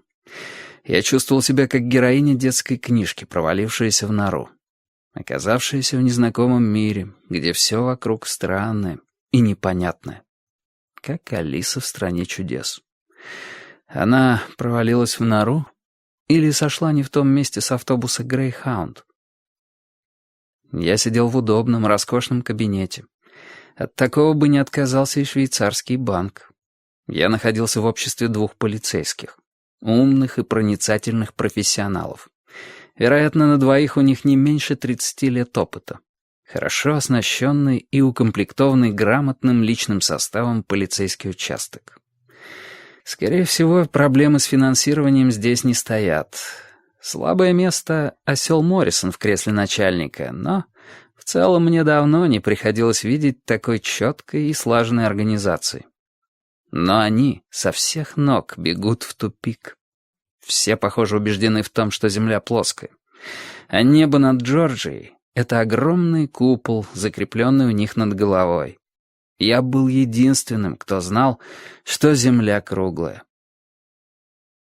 «Два момента», — наконец сказал я. Этот человек был застрелен в упор из автоматического пистолета с глушителем. Первый выстрел был смертельным, второй — контрольным. Гильз нет. О чем это говорит? Работал профессионал? Финли молчал.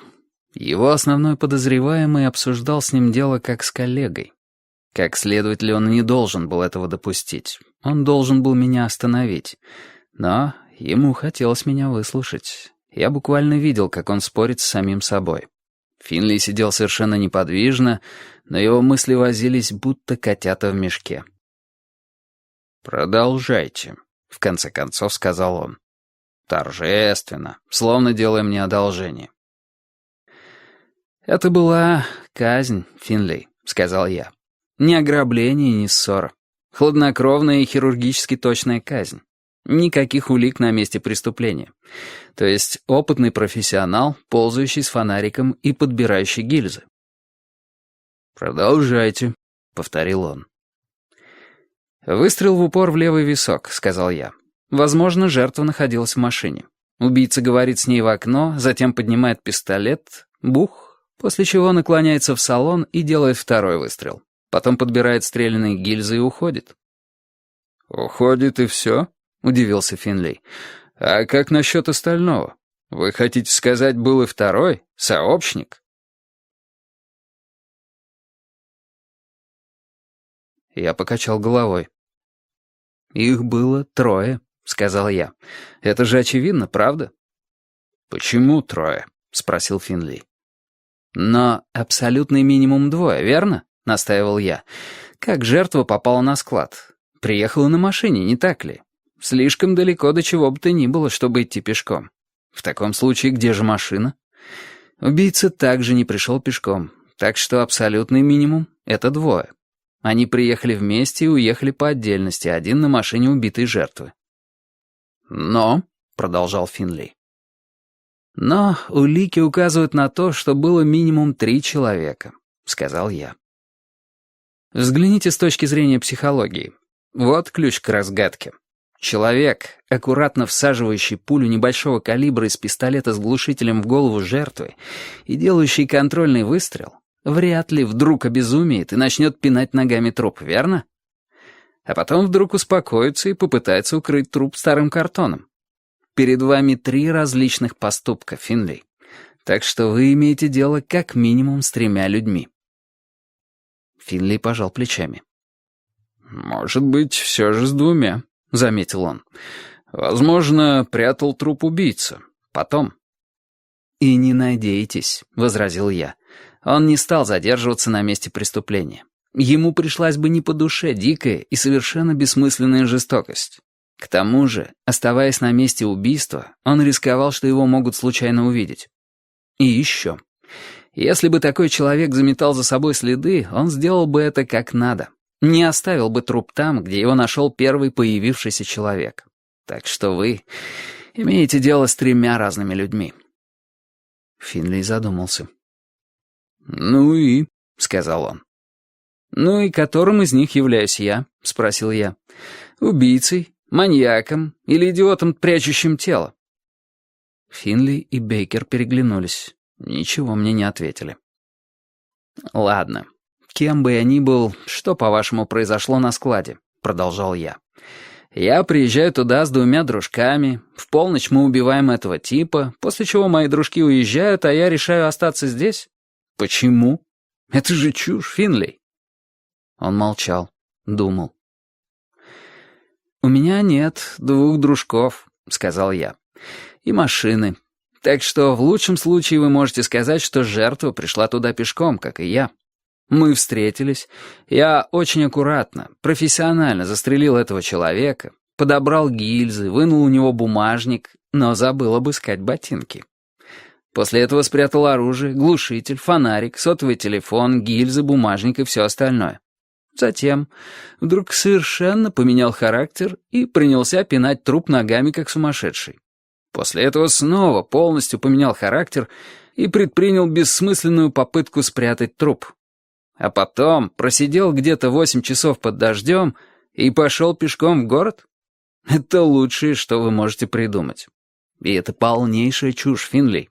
Потому что, черт побери, зачем мне ждать 8 часов под дождем рассвета, чтобы уйти с места преступления? Финли долго смотрел на меня. «Я не знаю», — наконец сказал он. Такой человек, как Финли, не делает подобного признания без внутренней борьбы. Казалось, из него вышел весь воздух. Дело, которое он вел, оказалось полной чушью, и Финли это понял. Но у него были серьезные проблемы с показаниями его собственного шефа. Он не мог прийти к своему начальнику и сказать: «Моррисон, ты мешок с дерьмом». И он не мог заняться разработкой альтернативной версии, раз босс преподнес ему подозреваемого на блюдечке. Финли мог проверить мое алиби. Этим он мог заниматься. Никто не сможет обвинить его в излишней старательности. А затем, в понедельник, он начнет все сначала. Поэтому Финли чувствовал себя так отвратительно. Он потеряет совершенно впустую 72 часа. К тому же впереди его ждала еще одна серьезная проблема. Ему придется сказать своему начальнику, что я не мог быть на месте преступления в полночь. Он должен будет вежливо вытянуть из жирного Моррисона отказ от своих показаний. Это очень трудно, когда ты новичок, проработавший всего 6 месяцев. А тот, с кем ты имеешь дело, полный осел и твой прямой начальник. Проблемы со всех сторон, поэтому Финли чувствовал себя хуже некуда. Он молчал, тяжело дыша, и пытаясь решить, как быть дальше. Пора ему помочь. «Телефонный номер», — сказал я. «Как вы определили, что это сотовый номер?» «По коду», — подтвердил Финли. Вместо кода района у него префикс выхода в сотовую сеть». «Отлично», — продолжал я. «Но вы не можете установить, кому принадлежит этот номер, потому что списка абонентов сотовой сети у вас нет, а управление сети отказывается вам помочь, верно?» «Они потребовали санкцию прокурора», — признался Финли. «Но вы хотите узнать, кому принадлежит этот номер, так?» — сказал я. «Вы знаете, как это сделать без ордера?» «Возможно», — сказал я. «Почему бы просто не позвонить по этому номеру и не узнать, кто ответит?» Им это в голову не пришло. Наступила тишина. Полицейские были смущены. Они старались не смотреть друг на друга. И на меня. Молчание. Бейкер решил умыть руки и оставить Финли отдуваться одного. Собрав бумаги, он жестом показал, что собирается пойти поработать. Кивнув, Финли его отпустил. Бейкер встал и вышел. Закрыл за собой дверь очень тихо. Финли открыл рот и молча закрыл его. Ему хотелось спасти свое лицо. Очень хотелось. «Это номер сотового телефона», — сказал он наконец. «Даже если я по нему позвоню, я все равно не смогу установить, кому он принадлежит и где находится этот человек». «Послушайте, Финли», — сказал я, — «мне наплевать, кому принадлежит этот номер. Меня интересует только то, кому он не принадлежит. Понятно? Это не мой телефон. Так что позвоните по нему, и вам ответит какой-нибудь Джон такой-то из Атланты или Джейн такая-то из Чарльстона. И вы убедитесь, что это не мой телефон». Финли посмотрел на меня, побарабанил пальцами по крышке стола. Ничего не сказал. «Вы же знаете, как поступить», — продолжил я.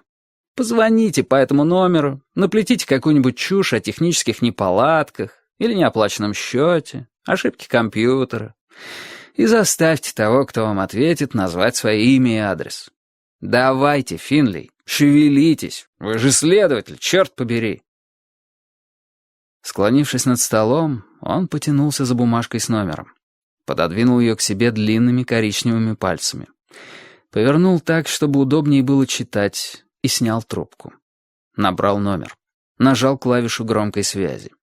Кабинет наполнился громкими гудками. Пронзительный, настойчивый звук. Он оборвался. Кто-то ответил на звонок. «Пол Хаббл», — произнес мужской голос. «Чем могу вам помочь?» Южный акцент, уверенный тон. Этот человек привык разговаривать по телефону. «Мистер Хаббл?» — переспросил Финли, хватая ручку и записывая фамилию. «Добрый день. Вам звонят из телефонной компании, отделения мобильной связи. Старший инженер смены. К нам поступило сообщение, что ваш номер неисправен». «Неисправен?» — ответил голос. «По-моему, у меня все в порядке, я ни на что не жаловался». «С исходящими звонками действительно все в порядке», — продолжал Финли. «Проблемы могут возникнуть с входящими звонками, сэр. Я сейчас подключил к линии измеритель уровня сигнала, сэр, и его показания действительно очень низкие». «А я вас слышу прекрасно», — сказал голос. «Алло», — громко произнес Финли. «Вы все время пропадаете, мистер Хаббл. Алло. А вы бы мне очень помогли, сэр, сообщив свое точное местонахождение, понимаете? Чтобы я мог сопоставить его с нашими ретрансляционными станциями». «Я нахожусь у себя дома», — произнес голос. «Хорошо», — Финли снова взял ручку. «Вы не могли бы уточнить свой адрес?»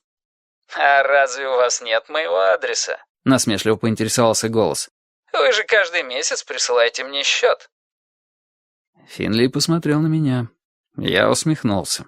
Он состроил гримасу. «Сэр, я работаю в техническом отделе», — сказал Финли. Тоже насмешливым тоном. Два добродушных человека спорят по вопросам техники. «Сведения об абонентах находятся в другом месте. Конечно, я могу их запросить, но на это уйдет время. Вы же знаете, как это бывает. Кроме того, сэр, пока определитель уровня сигнала подключен к линии, Вам придется непрерывно говорить, чтобы я мог контролировать качество связи.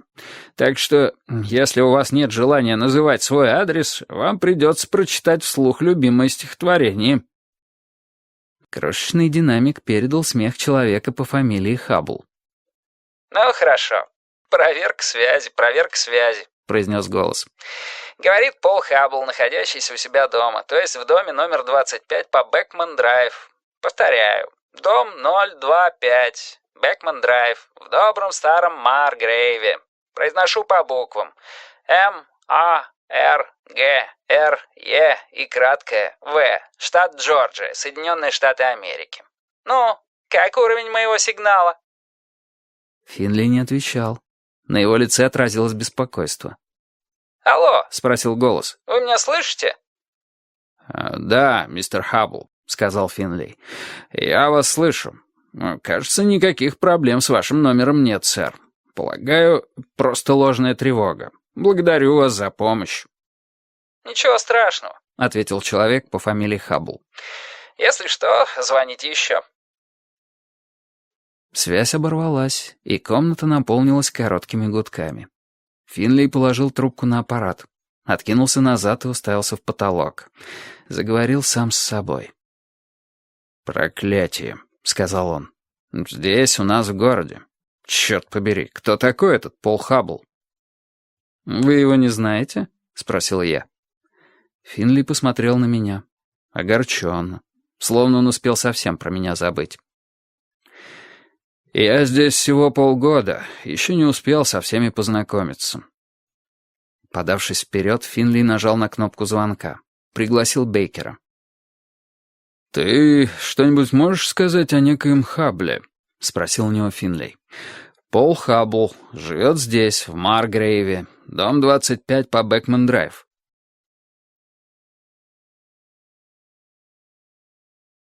«Пол Хаббл?» — переспросил Бейкер.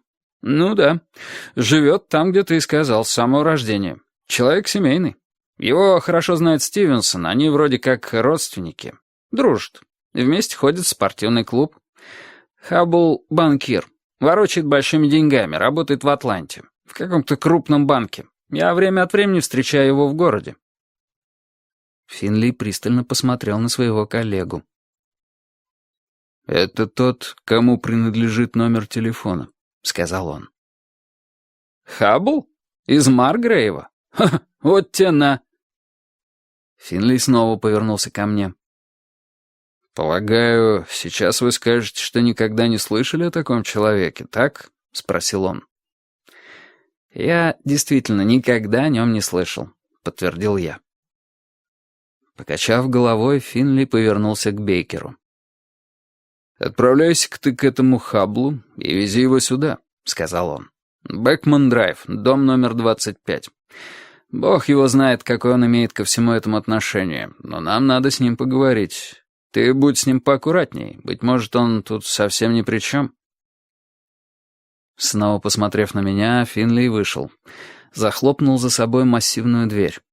Протянув руку, Бейкер выключил магнитофон. Вывел меня из кабинета. Проводил назад в камеру. Вошел вместе со мной и снял наручники, повесил их к себе на ремень. Вышел из камеры и закрыл дверь. Привел в действие электрический замок. Засовы вошли в гнезда. Он собрался уходить. «Эй, Бейкер!» — окликнул я его. Он вернулся назад, посмотрел на меня. Недружелюбно. «Я хочу есть», — сказал я, — «и выпить кофе». «Вас накормят в тюрьме штата», — ответил он. «Автобус прибудет в 6 вечера». С этими словами Бейкер ушел. Ему предстояло поехать за каким-то Хабблом. Он обратится к нему очень вежливо. Извинившись, попросит съездить вместе с ним в участок. Финли тоже рассыпется перед ним в извинениях. Пока я буду торчать в клетке, Финли будет учтиво спрашивать Хаббла, почему номер его телефона был обнаружен в ботинке убитого. Мое пальто по-прежнему лежало скатанным на полу камеры. Я его встряхнул и надел. Мне снова стало холодно. Я засунул руки в карманы. Прислонился к прутьям решетки и попробовал снова начать читать газету, просто чтобы чем-то заняться. Но я не понимал смысла прочитанного. Я думал о том типе, на глазах у которого его напарник убил человека выстрелом в голову, который затем схватил безжизненное тело и принялся пинать ногами. С таким бешенством, что переломал трупу все кости. Я стоял и думал о том, что, как я надеялся, осталось у меня позади. О том, о чем я не хотел больше думать. В конце концов, я бросил газету на пол и попробовал думать о чем-то другом. Я обнаружил, что если прижаться к решетке в переднем углу камеры, мне будет виден весь общий зал. Столик дежурного и то, что было за стеклянными дверями. На улице ярко светило горячее солнце. Похоже, там уже снова стало сухо и пыльно. Ливень ушел куда-то далеко. В здании царила прохлада, освещенная люминесцентными лампами. Дежурный сержант стучал на компьютере, заполняя базу данных. Мне было видно то, что находилось у него под столом. То, что не предназначалось для взоров посторонних. Аккуратные ячейки с бумагами и жесткими скоросшивателями. Целая секция баллончиков со слезоточивым газом. Ружье. Кнопка объявления общей тревоги. За сержантом сидела женщина в форме, которая брала у меня отпечатки пальцев и тоже оживленно стучала по клавишам. В просторном помещении было тихо, однако оно вибрировало напряжением идущего полным ходом следствия.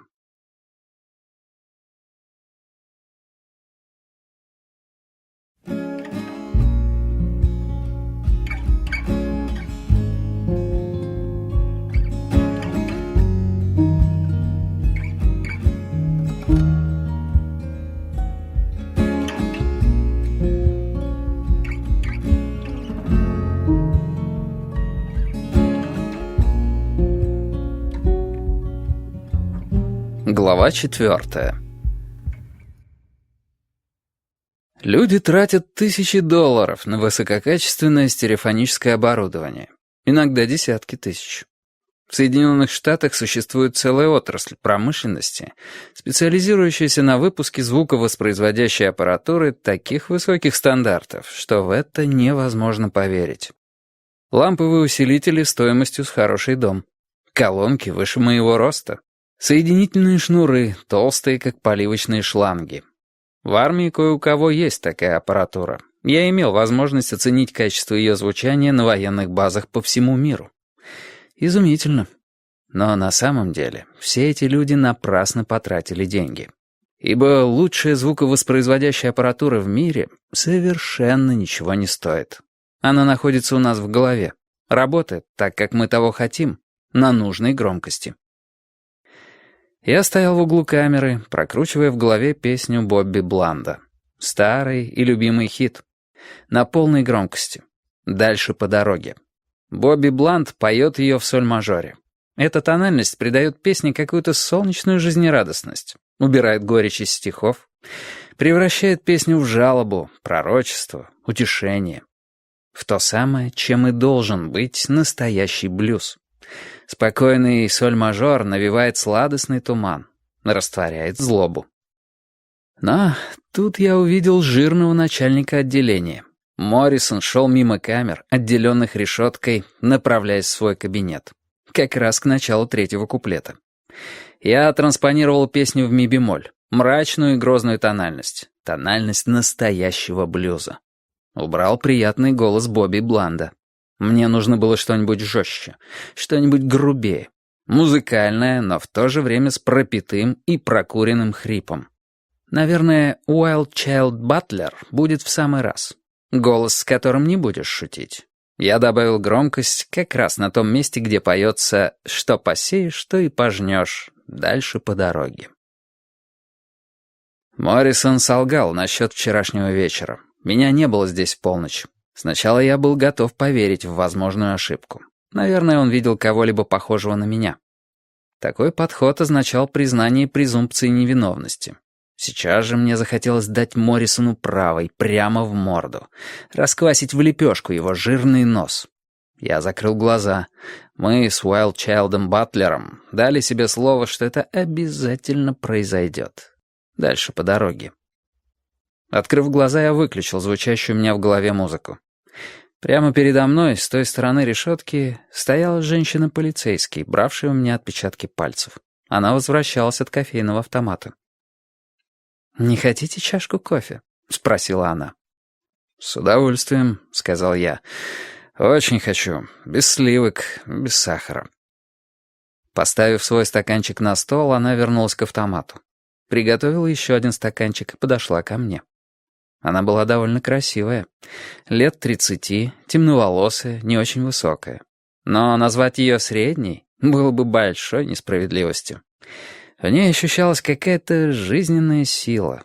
Это проявилось в сочувственной быстроте ее движений еще во время нашей первой встречи. Профессиональная суета. Сейчас женщина вела себя совершенно естественно. Вероятно, это объяснялось тем, что она находилась не при исполнении своих обязанностей.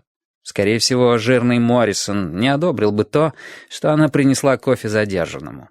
Я проникся к ней симпатией. Женщина протянула стаканчик между прутьями решетки.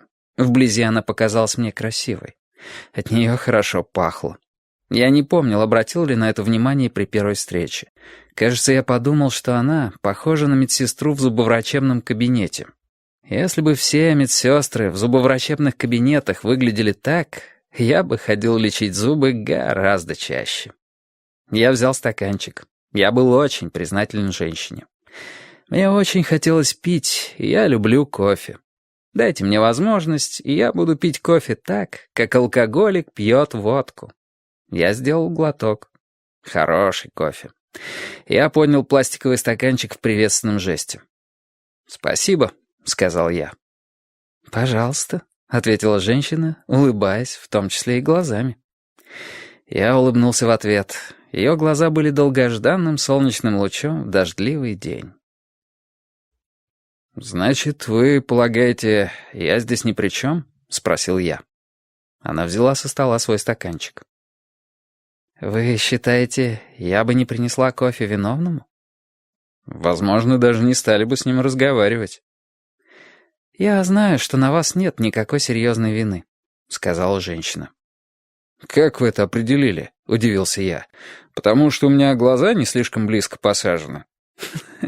«Нет, глупый», — рассмеялась женщина. «Просто мы до сих пор ничего не получили из Вашингтона». Ее смех оказался просто восхитительным. Мне захотелось прочесть бирку с фамилией на кармане ее рубашки. Но я не хотел, чтобы женщина подумала, будто я рассматриваю ее грудь. Я вспомнил, как грудь вжалась в край стола, когда женщина меня фотографировала. Я поднял взгляд. Красивая грудь. Фамилия женщины была Роско. Быстро оглянувшись, она шагнула ближе к решетке. Я сделал еще глоток кофе.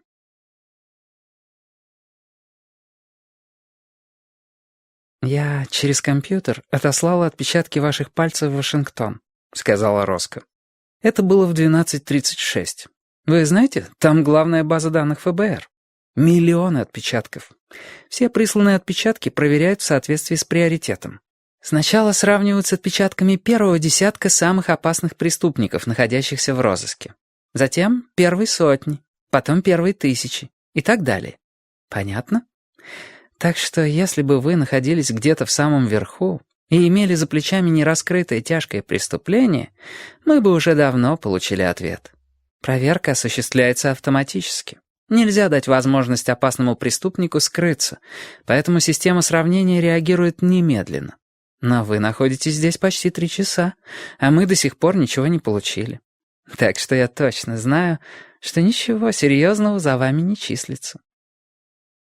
Дежурный сержант неодобрительно посмотрел на Роско. Ей было пора уходить. Допив кофе, я протянул стаканчик между прутьями решетки. «За мной вообще ничего не числится», — сказал я. «Знаю», — ответила она. «Вы не похожи на преступника». «Вот как?» — удивился я. «Я это сразу поняла», — улыбнулась Роско. «У вас добрые глаза». Подмигнув, она ушла. Бросила стаканчики в урну и вернулась к своему компьютеру. Села за стол. Мне был виден только ее затылок. Забравшись в свой угол, я прислонился к жестким прутьям. Вот уже полгода я был одиноким странником, и я кое-что узнал. Подобно Бланш из старого фильма, странник зависит от доброго отношения незнакомых людей. Он не ждет от них ничего материального, только моральную поддержку. Не отрывая взгляда от затылка Роско, я улыбнулся. Мне понравилась эта женщина. Бейкер отсутствовал минут 20. Достаточно для того, чтобы съездить домой к этому Хабблу и вернуться назад. Я предположил, за 20 минут можно сходить туда и обратно пешком. Это ведь маленький городок, правда? Точка на карте. Наверное, за 20 минут можно добраться до любого места и вернуться назад, даже если идти на руках. Хотя с рубежами Маргрейва не все ясно. Все зависит от того, живет ли Хаббл в городе или в пределах какой-то внешней границы. Как показывал мой собственный опыт, можно было находиться в городе, оставаясь в 14 милях от него. Если те же 14 миль простирались во всех направлениях, тогда Маргрейв размерами почти не уступал Нью-Йорку. Бейкер сказал, что Хаббл человек семейный, работает в банке в Атланте. Это означает особняк где-нибудь неподалеку от города, чтобы детям было близко до школы и друзей, чтобы жене было близко до магазинов и клуба, чтобы ему самому было удобно выезжать на шоссе, ведущее к автостраде. И наверняка удобная дорога от автострады до конторы в Атланте. Судя по адресу, Хаббл проживал в городе. Дом номер 25 по Бекман-драйв. Довольно далеко от главной улицы. Вероятно, Бекман-драйв ведет из центра города к окраине. Хаббл ворочает большими деньгами. Скорее всего, он богат. Скорее всего, у него огромный белый особняк на большом участке земли. Тенистая рощица. Возможно, бассейн. Скажем, 4 акра. Квадрат площадью 4 акра имеет сторону длиной около 140 ярдов. Если учесть, что четные и нечетные дома стоят на разных сторонах улицы, дом номер 25 от центра 13, то есть до него примерно миля. За большими стеклянными дверями солнце клонилось к вечеру. Его сияние приняло красноватый оттенок. Тени стали длиннее. Я увидел, как патрульная машина Бейкера, свернув с шоссе, подкатила к подъезду без включенной мигалки. Сделав неторопливый полукруг, машина остановилась и качнулась на рессорах. Заняв всей своей длиной стеклянные двери, Бейкер вышел из передней двери и скрылся из виду, обходя машину. Появился снова, подходя к ней с противоположной стороны. Открыл дверь, словно наемный шофер. Противоречивый язык жестов показывал смешение его чувств. Немного почтительного уважения, потому что перед ним был банкир из Атланты. Немного дружелюбия, потому что это был партнер по Кигельбану его напарника. Немного официальности, потому что это был человек, чей номер телефона был спрятан в ботинке трупа. Из машины вышел Пол Хаббл. Бейкер закрыл дверь. Хаббл ждал. Бейкер обошел его и открыл большую стеклянную дверь. Она мягко присосалась к резиновой подушке. Хаббл вошел в участок. Это был белый мужчина высокого роста, словно со страницы иллюстрированного журнала. Страница с рекламой. Ненавязчиво показывающей, что могут деньги. Хабблу было лет 30 с небольшим. Ухоженный, но физически не сильный. Песочного цвета волосы, взъерошенные, начавшие отступать назад и открывшие умный лоб. Как раз достаточно для того, чтобы заявить: «Да, еще недавно я учился в школе, но теперь я взрослый мужчина». У него были круглые очки в золотой оправе. Квадратный подбородок чуть выступал вперед. Благопристойный загар. Очень белые зубы. И их очень много, что показала улыбка, которой Хаббл одарил дежурного сержанта. На нем была выцветшая футболка с небольшим значком и линялые джинсы. Такие вещи выглядят старыми уже тогда, когда их покупают за $500. За плечами висел толстый белый свитер. Рукава были небрежно завязаны на груди. Во что он обут, я не увидел, мне мешал стол дежурного. Но я был уверен, что на нем коричневые туфли-лодочки. И я поспорил сам с собой на приличную сумму, что они надеты без носков. Этот человек, как свинья в грязи, купался в сознании того, что в жизни у него есть все.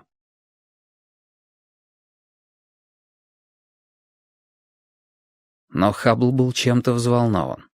Он оперся ладонями на стол дежурного, но тут же выпрямился и уронил руки по швам. Я увидел желтоватую кожу и сверкнувшие часы на массивном золотом браслете. Хаббл очень старался вести себя с дружелюбной снисходительностью. Как наш президент, посетивший в ходе предвыборной кампании какой-то завод. Но он был рассеян. Вел себя натянуто. Я не знал, что сказал ему Бейкер. Как много он ему раскрыл. Возможно, ничего. Хороший сержант вроде Бейкера предоставит взорвать бомбу Финлию. Так что Хаббл не знал, зачем его пригласили в участок. Но что-то он знал. Я, так или иначе, прослужил в полиции 13 лет и за милю чуял тревогу. Хаббл был чем-то встревожен. Я стоял неподвижно, прижимаясь к решетке. Бейкер жестом пригласил Хаббла пройти вместе с ним в противоположный угол дежурного помещения. В кабинет, отделанный красным деревом. Когда Хаббл огибал стол дежурного, я увидел его ноги. Коричневые туфли-лодочки, без носков. Хаббл и Бейкер скрылись в кабинете. За ними закрылась дверь. Встав из-за стола, дежурный сержант вышел на улицу, чтобы отогнать машину Бейкера. Он вернулся вместе с Финлием. Финлей направился прямо в кабинет, отделанный красным деревом, где его ждал Хаббл. Проходя через дежурное помещение, он даже не посмотрел в мою сторону. Открыв дверь, он вошел в кабинет. Я стоял в углу и ждал, когда появится Бейкер. Бейкер не мог оставаться там. Никак не мог, когда партнер по Кигельбану его напарника попал в радиус расследования дела об убийстве. Этого не позволяли правила этики. Финли произвел на меня впечатление человека, придающего большое значение этике. Человек в твидовом костюме, молескиновом жилете и с дипломом Гарварда должен придавать большое значение этике. Дверь открылась, и появился Бейкер. Вернувшись в дежурное помещение, он направился к своему столу. «Эй, Бейкер!» — окликнул я. Изменив свой курс, он подошел к камерам, остановился перед решеткой, там, где стояла Роско. «Мне нужно в туалет», — сказал я. «Или для этого мне тоже придется ждать, когда меня отвезут в большой дом?» Бейкер улыбнулся. Скрипя сердце, но улыбнулся, сверкнув золотым зубом, придавшим ему распутный вид. Чуть более человечный, Бейкер крикнул что-то дежурному. Вероятно, кодовое название предстоящей процедуры. Достал ключи и открыл электрический замок. Защелки убрались. У меня мелькнула мысль, как станет работать это устройство, если в участке отключат электричество. Можно ли будет в этом случае отпереть замок? Мне очень хотелось на это надеяться. Вероятно, в здешних краях часто бывают грозы, сносящие линии электропередач. Бейкер толкнул массивную дверь внутрь. Мы прошли через дежурное помещение. В противоположную сторону от кабинета, отделанного красным деревом. Там был маленький коридор. В глубине коридора 2 туалета. Шагнув вперед, Бейкер толкнул дверь в мужской туалет. Полицейские знали, что я не тот, кого они ищут. Они не предпринимали никаких мер предосторожности. Абсолютно никаких. Здесь, в коридоре, я мог бы сбить Бейкера с ног и отобрать у него револьвер. Без труда. Я мог бы выхватить оружие у него из кобуры еще до того, как он упал бы на пол. Я мог бы с боем проложить себе дорогу из участка к полицейской машине. Несколько бело-черных крейсеров стояло в ряд перед подъездом. Ключи в замках, можно не сомневаться. Я мог бы добраться до Атланты до того, как здешние полицейские успели бы опомниться, а там я просто исчез бы, без труда.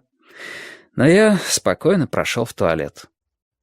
«Не запирайтесь», — сказал Бейкер. Я не стал запираться. Меня недооценивали по-крупному. Я сказал, что служил в военной полиции. Быть может, мне поверили, быть может, нет. Быть может, даже если и поверили, это не произвело никакого впечатления. А напрасно.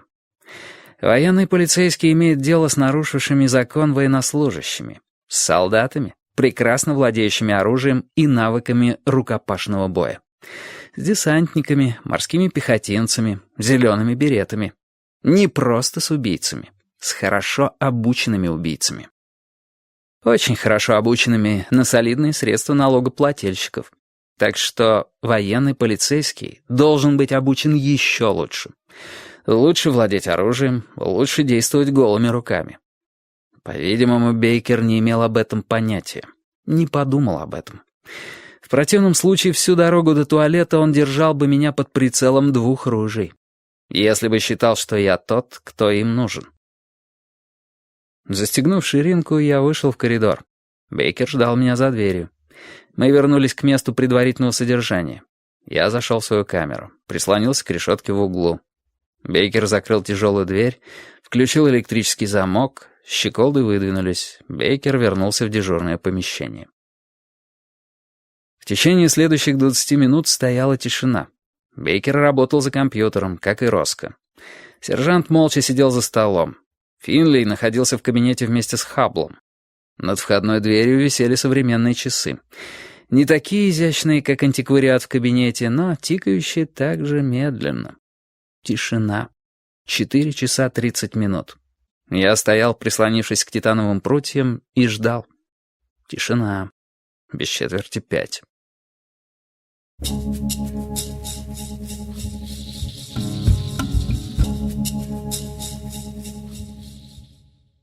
Новый отсчет времени начался как раз перед тем, как стукнуло 5.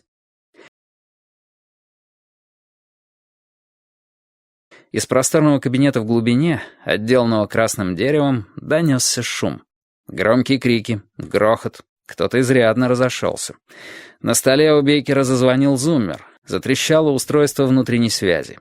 Голос Финлея, встревоженный, просящий Бейкера зайти в кабинет. Бейкер встал и направился к двери, постучал и вошел.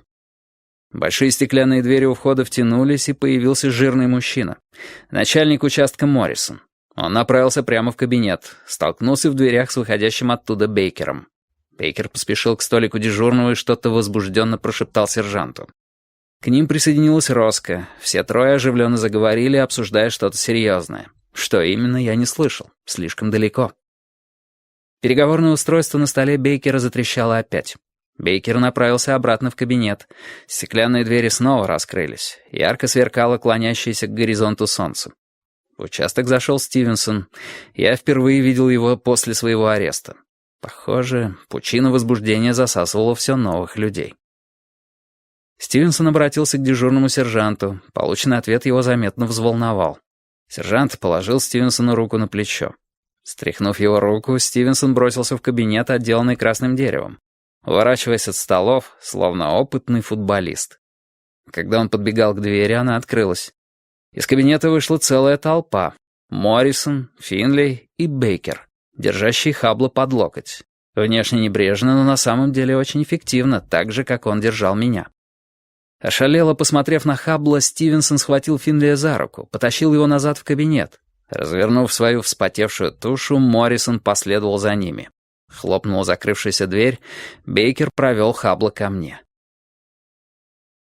Теперь Хаббл выглядел совсем другим человеком. Его лицо посерело и покрылось потом. Загар исчез. Он стал ниже ростом. Казалось, из него вышел весь воздух. Он сгорбился, как человек, терзаемый болью. Глаза, скрытые очками в золотой оправе, стали пустыми, испуганными. Хаббла колотила мелкая дрожь. Бейкер отпер соседнюю камеру. Хаббл не тронулся с места. Его начало трясти. Поймав за руку, Бейкер затащил его в камеру, закрыл дверь и включил замок. Электрические щеколды выдвинулись в пазы. Бейкер вернулся в кабинет, отделанный красным деревом. Хаббл продолжал стоять там, где его оставил Бейкер, тупо уставившись в пустоту.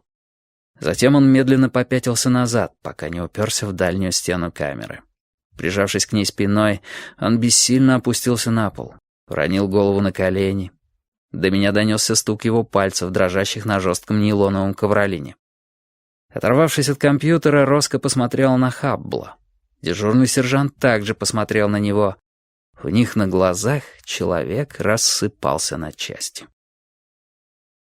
Я услышал громкие голоса, донесшиеся из кабинета. Спорящий тенор, шлепок ладони по столу. Дверь открылась, и появились Стивенсон и Моррисон. Стивенсон был вне себя. Он прошел в дежурное помещение, его шея напряженно застыла от бешенства. Взгляд не отрывался от входных дверей. Казалось, Стивенсон не замечал своего жирного начальника. Он прошел мимо стола дежурного и выскочил на улицу. Моррисон вышел следом за ним. Выйдя из кабинета, Бейкер подошел к моей камере. Не сказал ни слова. просто отпер дверь и жестом пригласил меня выйти. Я крепче укутался в пальто, оставив газету с большими фотографиями президента, посещающего Пенсаколу, на полу камеры. Вышел и направился следом за Бейкером в кабинет. Финли сидел за столом. Диктофон был на месте, с подключенным микрофоном. Воздух спёртый, но прохладный. Финли, похоже, был чем-то смущен. Он ослабил галстук, с печальным свистом выпустил воздух из легких. Я сел на стул, и Финли махнул рукой, прося Бейкера оставить нас одних. Дверь тихо закрылась. «У нас возникли кое-какие проблемы, мистер Ричард», — сказал Финли. «Весьма серьезные проблемы». Он погрузился в рассеянное молчание. У меня оставалось меньше получаса до прибытия тюремного автобуса. Я хотел, чтобы какое-то решение было принято как можно скорее. Взяв себя в руки, Финли посмотрел на меня. Начал говорить быстро, отчего чуть пострадало его изящное гарвардское произношение. «Мы привезли сюда этого Хаббла, так?» — сказал Финли. «Наверное, вы его видели. Банкир из Атланты, так? Одежда от Кальвина Кляйна стоимостью $1000. Золотые часы Rolex. Он был на взводе. Сначала я подумал, Хаббл просто раздражен тем, что мы вытащили его из дома. Как только я начал говорить, он узнал мой голос по звонку на его сотовый телефон. Сразу же обвиняет меня в обмане. Говорит, что я не должен был выдавать себя за сотрудника телефонной компании. Разумеется, он прав». Он снова погрузился в молчание, повел борьбу с этическими проблемами. «Ну же, Финли, не тяните», — сказал я. У меня оставалось меньше получаса. «Хорошо. Итак, Хаббл недоволен и раздражен», — продолжал Финли. «Я спрашиваю, знает ли он вас, Джека Ричера, бывшего военного. Он говорит, что не знает, никогда вас не слышал. Я ему верю. Хаббл начинает расслабляться, решив, что все дело в каком-то типе по имени Джек Ричер. Он и не слышал ни о каком Джеке Ричере, так что он тут совершенно ни при чем. Совершенно чист, верно?» «Продолжайте», — сказал я. «Тогда я спрашиваю, знает ли он высокого мужчину, обритого наголо», — сказал Финли. «И насчет плурибус». И тут, о боже, как будто я засунул ему в задницу кочергу. Хаббл весь напрягся, словно с ним случился приступ. Очень напрягся, ничего не стал отвечать. Тогда я ему говорю, что мы уже знаем про смерть высокого бритого типа. Знаем, что его застрелили. Что ж, это как вторая кочерга у него в заднице. Хаббл только что не свалился со стула. «Продолжайте», — снова сказал я. 25 минут до прибытия тюремного автобуса. «Он начал дрожать так, что я испугался, как бы он не рассыпался», — сказал Финли. «Тогда я ему говорю, что нам известно о номере телефона в ботинке. Номере его телефона, напечатанном на листе бумаги под словом «плурибус». Это уже третья кочерга, все в том же месте». Финли снова умолк, поочередно похлопал по карманам. «Хаббл молчит», — продолжал он, — «не произносит ни слова. Оцепенел от шока. Лицо серое. Я испугался, что у него сердечный приступ. Он сидел и беззвучно открывал и закрывал рот, как рыба, но ничего не говорил. Тогда я ему сказал о том, что труп был избит. Я спросил, кто его сообщники. Сказал о том, что труп был спрятан под картоном. Хаббл по-прежнему ничего не говорит, черт побери. Просто ошалело оглядывается по сторонам.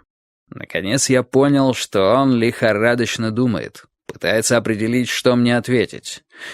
Минут 40 Хаббл молчал, думал как одержимый. Магнитофон все это время работал, записал 40 минут тишины.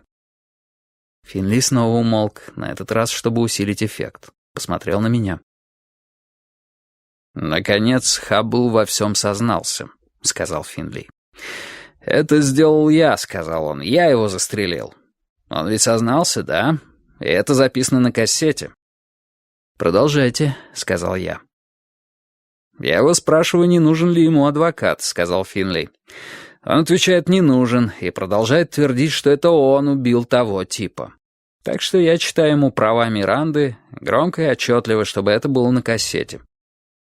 Потом мне приходит мысль, а может быть, этот Хаббл сумасшедший или еще что, понимаете? Я его спрашиваю, кого он убил. Он говорит, высокого мужчину с бритой головой. Я спрашиваю, как. Он говорит, выстрелом в голову. Я спрашиваю, когда. Он говорит, вчера ночью, около полуночи. Я спрашиваю, кто пинал труп ногами, кто убитый и что означает плурибус. Хаббл молчит. Снова коченеет от страха, не говорит ни слова. Я ему говорю, что сомневаюсь в том, что он имеет какое-либо отношение к убийству. А он вскакивает с места и набрасывается на меня с криками, и я сознаюсь, что это я его убил, я. Я сажаю его на место, он затихает. Финли откинулся назад, сплел руки за головой, вопросительно посмотрел на меня. Хаббл убийца? Я в это не верил, потому что он был возбужден. Вот те, кто убивает кого-то из старого пистолета во время борьбы или в порыве гнева случайным выстрелом в грудь, те потом бывают возбуждены. Но тот, кто хладнокровно всадил 2 пули в голову из пистолета с глушителем, а затем собрал гильзы, принадлежит к совершенно иному типу людей. Их впоследствии не терзает угрызение совести. Они просто уходят и начисто забывают о случившемся. Хаббл не был убийцей. Об этом говорило то, как он плясал перед столом дежурного. Но я лишь улыбнулся и пожал плечами. «Отлично», — сказал я. «Теперь вы можете меня отпустить, верно?» Посмотрев на меня, Финли покачал головой. «Неверно», — сказал он. «Я не верю Хабблу. В деле замешаны 3. Вы сами меня в этом убедили. Кем из них может быть Хаббл? Не представляю себе его обезумевшим маньяком. На мой взгляд, у него нет для этого достаточной силы. Не представляю себе его мальчиком на побегушках. И определенно он не убийца. Такой человек не сможет хладнокровно сделать контрольный выстрел». Я кивнул, как будто мы с Финлием были напарники, обсуждавшие запутанное дело. «Пока что я собираюсь посадить его в кутузку», — продолжал Финли. «У меня нет выбора. Хаббл сознался, упомянув пару правдоподобных деталей, но обвинение против него развалится». Я снова кивнул, чувствуя, что это еще не все. «Продолжайте», — сказал я, смирившись. Финли невозмутимо посмотрел на меня. «Вчера в полночь Хаббла даже там не было», — сказал он. «Он был на годовщине свадьбы у одной пожилой четы. Праздник в узком семейном кругу. Недалеко от его дома. Хаббл появился в гостях около 8 вечера. Пришел пешком вместе со своей женой. Ушел только в 2 часа ночи. 20 человек видели, как он пришел, 20 человек видели, как он уходил. Обратно его подвез брат невестки. Ему пришлось ехать на машине, поскольку к этому времени уже начался дождь». «Продолжайте, Финли», — сказал я. «Говорите все до конца». «Кто этот брат его невестки?» — сказал Финли, «который отвез его домой, под дождем, в 2 часа ночи?» «Офицер полиции Стивенсон».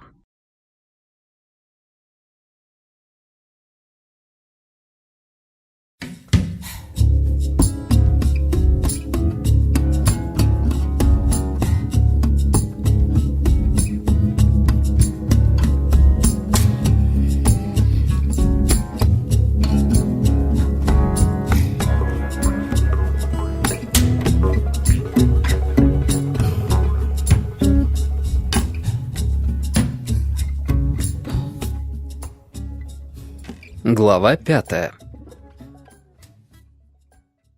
Финли откинулся на спинку кресла. Заложил длинные руки за голову.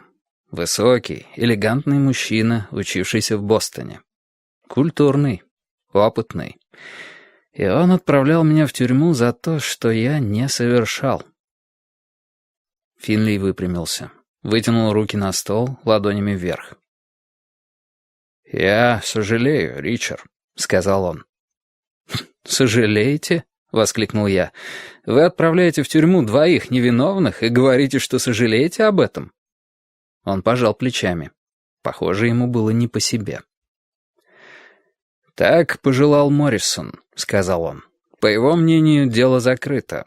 Нас он отпускает на выходные. А он здесь начальник. «По-моему, вы шутите», — сказал я. «Моррисон — осел. Он назвал лжецом Стивенсона, своего же сотрудника». «Не совсем», — снова пожал плечами Финлей. «Он говорит, быть может, это какой-то заговор.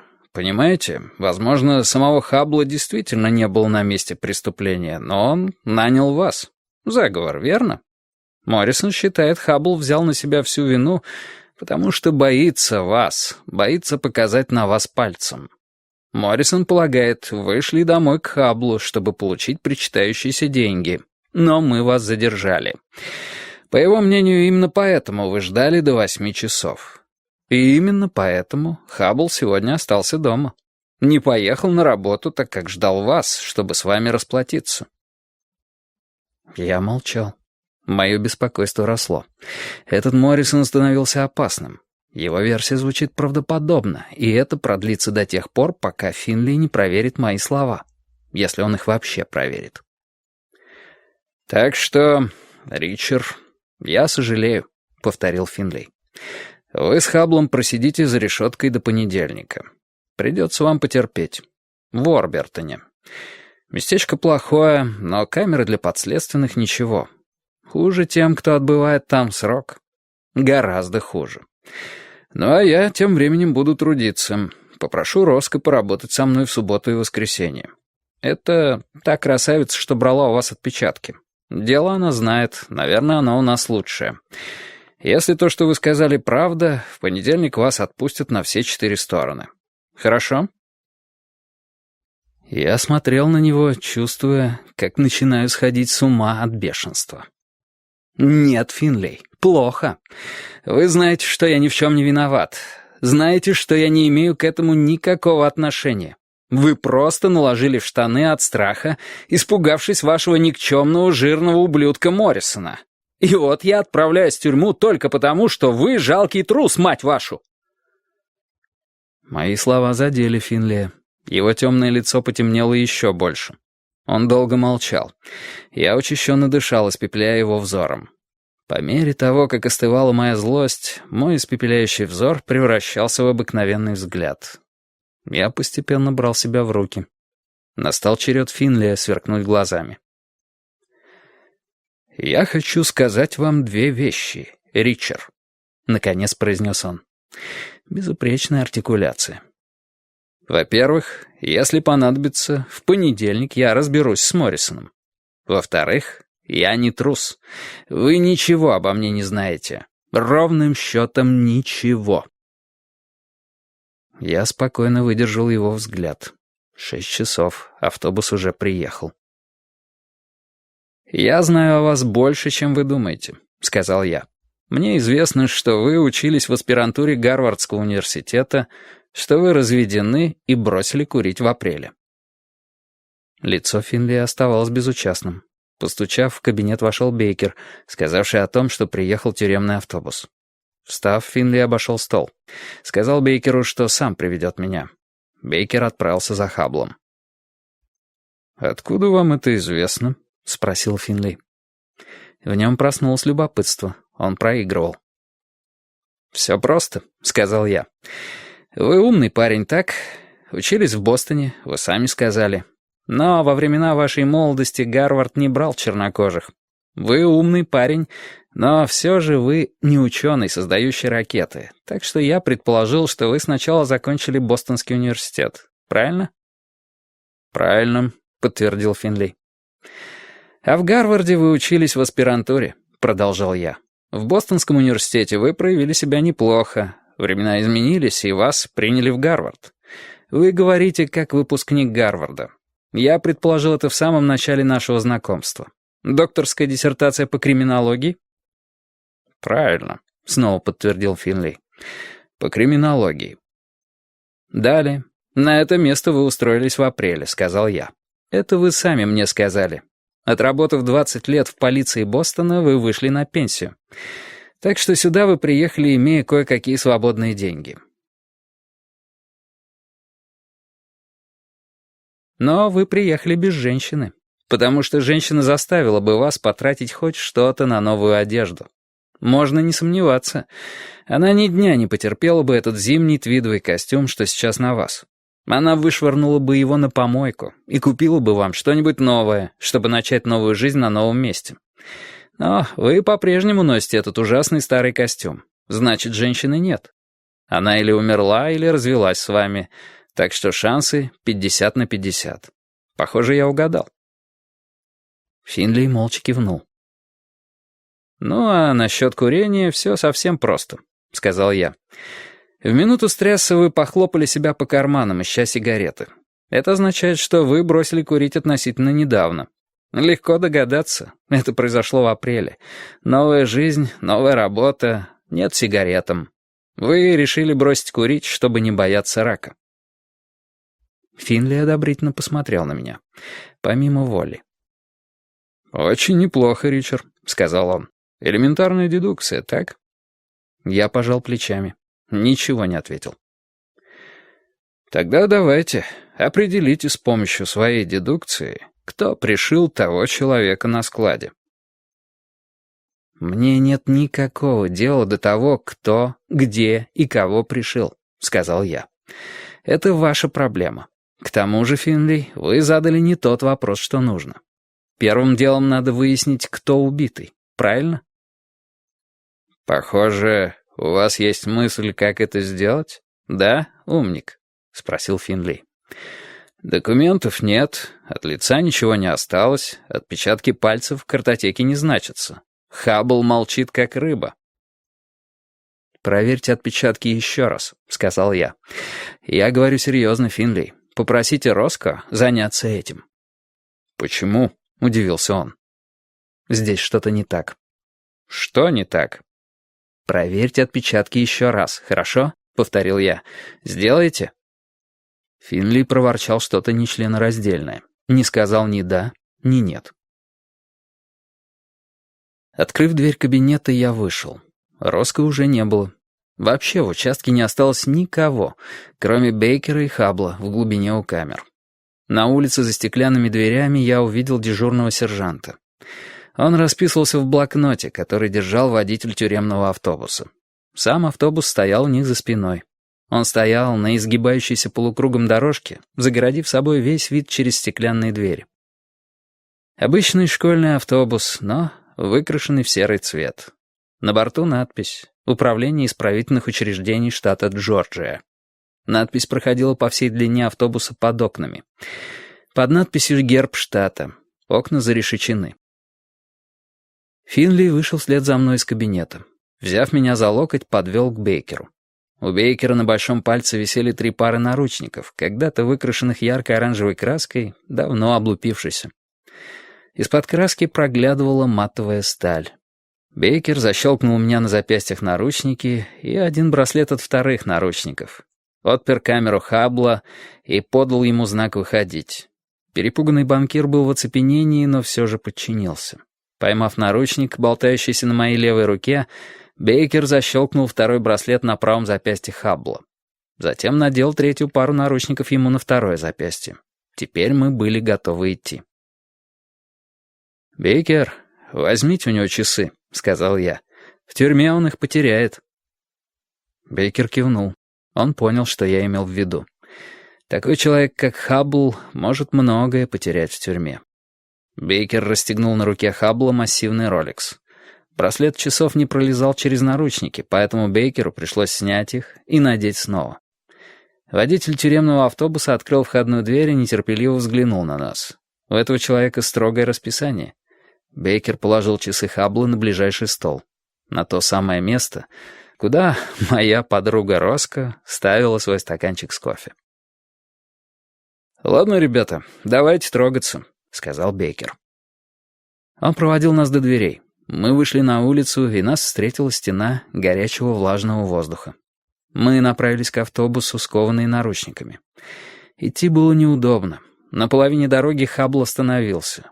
Выгибая шею, огляделся вокруг. Он вел себя более осторожно, чем Бейкер или водитель автобуса. Быть может, боялся, что его увидят соседи, но поблизости не было ни души. Мы находились в 300 ярдах к северу от города. Вдалеке виднелась церковь, клонящееся к горизонту солнце ласково щекотало мне правую щеку. Водитель толкнул дверь автобуса внутрь. Хаббл неловко, боком, вскарабкался по лестнице. Я поднялся следом. Неуклюже повернулся в проходе. В автобусе никого не было. Водитель провел Хаббла к его месту. Банкир опустился на пластмассовое сиденье у окна, увлекая меня за собой. Водитель, встав на колени на сиденье перед нами, защелкнул свободные браслеты наших наручников на хромированном поручне, проходящем поперек салона. Затем по очереди подергал все 3 пары наручников, убеждаясь, что они надежно застегнуты. Я его в этом не винил. Мне самому приходилось заниматься тем же самым. Нет ничего хуже вести машину, имея за спиной заключенных, за которыми никто не присматривает. Водитель прошел на свое место. Завел двигатель, громко тарахтящий дизель. Автобус наполнился вибрацией. Воздух внутри был горячим и душным. О кондиционере можно было только мечтать. Окна не открывались. В салоне запахло выхлопными газами. С лязгом переключилась коробка передач, и автобус тронулся с места. Я выглянул в окно. Никто не махал нам рукой на прощание.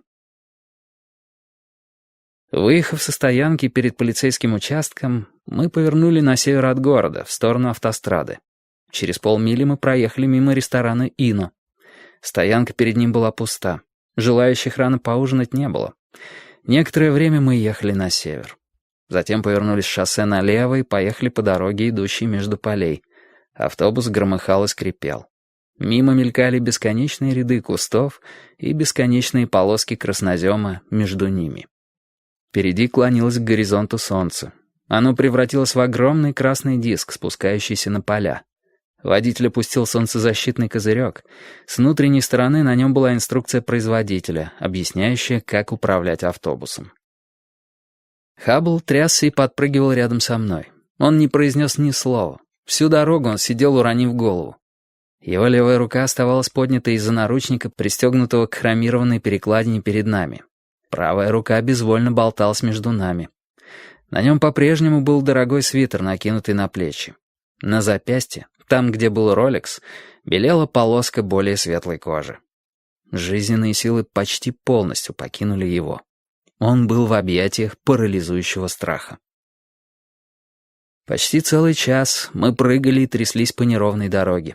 Справа промелькнула небольшая роща. Затем вдалеке показался обширный комплекс. Он одиноко стоял, занимая 1000 акров ровных сельскохозяйственных угодий. На фоне низко нависшего над горизонтом красного солнца комплекс казался порождением преисподней. Какая-то мрачная сила выдавила его из-под земли. Состоявший из нескольких строений, он чем-то напоминал химический завод или атомную электростанцию. Массивные железобетонные бункеры и сверкающие металлические переходы. Повсюду проходящие над землей трубопроводы с поднимающимися к небу тут и там струйками пара. Комплекс окружен наружным забором, через равные промежутки прорезанным сторожевыми вышками. Когда мы подъехали ближе, я разглядел фонарные столбы и колючую проволоку. На вышках прожекторы и автоматические винтовки. Несколько уровней ограды, разделенных полосами вспаханного краснозема. Хаббл не поднимал взгляда. Я его не трогал. В конце концов, мы подъезжали не к сказочному царству.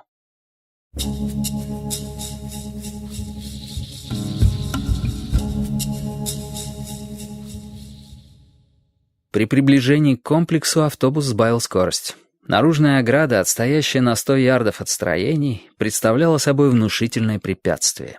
Футов 15 в высоту, по всему периметру сдвоенные натриевые прожекторы. Один прожектор из каждой пары направлен внутрь, на 100 ярдов вспаханной земли. Один направлен наружу, на окрестные поля. Все прожектора горели. Комплекс был залит ослепительным желтым светом. Вблизи свет резал глаза. Красная земля приобретала в желтоватом сиянии лихорадочный багрянец. Автобус с грохотом остановился. От работающего на холостых оборотах двигателя по всему корпусу расходилась вибрация. Та незначительная вентиляция, что была во время движения, закончилась. Внутри стало душно. Хаббл наконец поднял голову и огляделся вокруг сквозь очки в золотой оправе. Посмотрел в окно. Застонал. В его стоне прозвучало безнадежное отвращение. Хаббл снова уронил голову. Водитель дождался сигнала от охраны у первых ворот. Охранник произнес что-то в рацию. Водитель включил передачу и нажал на газ. Охранник махнул рацией как регулировочным жезлом, разрешая трогаться. Автобус въехал в клетку. Низко над воротами висела надпись «Исправительная тюрьма Уорбертон. Управление исправительных учреждений штата Джорджия». За нами захлопнулись ворота. Мы оказались со всех сторон окружены колючей проволокой. Сверху тоже сетка. В противоположном конце клетки распахнулись ворота. Автобус двинулся дальше. Мы проехали 100 ярдов до следующей ограды. Там находилась другая клетка для машин. Автобус въехал в нее, постоял, тронулся дальше. Наконец мы очутились во внутреннем дворе тюрьмы. Автобус остановился перед бетонным бункером. Приемное отделение. Шум работающего двигателя отражался от бетонных поверхностей. Водитель заглушил двигатель, вибрации и грохот прекратились, сменившись полной тишиной. Встав со своего места, водитель, пригибаясь, направился по проходу, подтягиваясь за спинки сидений. Достав ключи, он отстегнул нас от железного поручня. «Приехали, ребята», — ухмыльнулся водитель.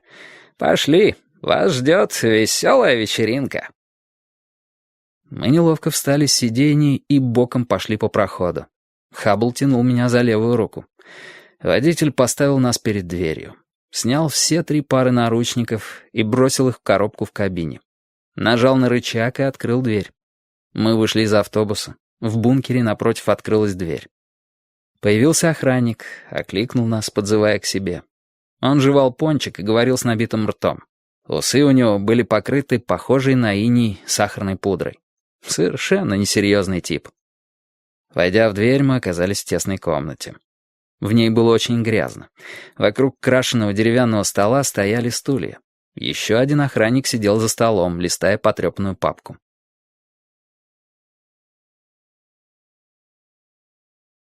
«Присаживайтесь», — сказал он. Мы сели. Он встал. Его напарник, дожевав пончик, запер наружную дверь и присоединился к нам. «Слушайте внимательно», — сказал охранник с папкой. «Вы, Ричард и Хаббл, привезены из Маргрейва, не осуждены ни за какое преступление. Предварительное задержание на время следствия. Под залог вас не выпустят. Вы слышали, что я сказал? Вас еще не осудили. Это очень важно. Избавляет вас от многого из здешнего дерьма. Понятно? Ни арестантской формы, ни перекличек, ничего такого. Понятно? Уютные апартаменты на верхнем этаже». «Точно», — подтвердил охранник с обсахаренными усами. «Вот если бы вы были осуждены, мы бы вас хорошенько взгрели, одели в форму и запихнули на этаж к осужденным, а сами устроились бы поудобнее и стали наблюдать за тем, что с вами будет, верно?» «Верно», — сказал его напарник. «В общем, мы хотели сказать вам следующее. Мы не собираемся портить вам кровь, так что и вы, ребята, тоже не портите нам кровь. Договорились? В нашей чертовой тюрьме нехватка персонала. Губернатор разогнал половину народа, понятно? Чтобы не выходить из бюджета, необходимо сокращать лишние расходы, верно? А нам приходится в каждую смену нести дежурство половинным составом, так? Поэтому я хочу сказать вам вот что. Мы вас сюда сажаем и больше не видим до тех пор, пока в понедельник утром вас отсюда не заберут. Никаких скандалов, так? У нас нет людей, чтобы улаживать скандалы. У нас нет людей для того, чтобы наводить порядок на этажах, где содержатся осужденные. А уж про подследственных я и не говорю, понятно? Вот ты, Хаббл, ты все понял?» Подняв голову, Хаббл молча кивнул. «Ричард?» — спросил охранник с папкой. «Ты все понял?» «Да», — ответил я. «Я все понял. В тюрьме не хватает персонала. Губернатор борется с дефицитом бюджета. А товарищи этих охранников отправились на биржу труда.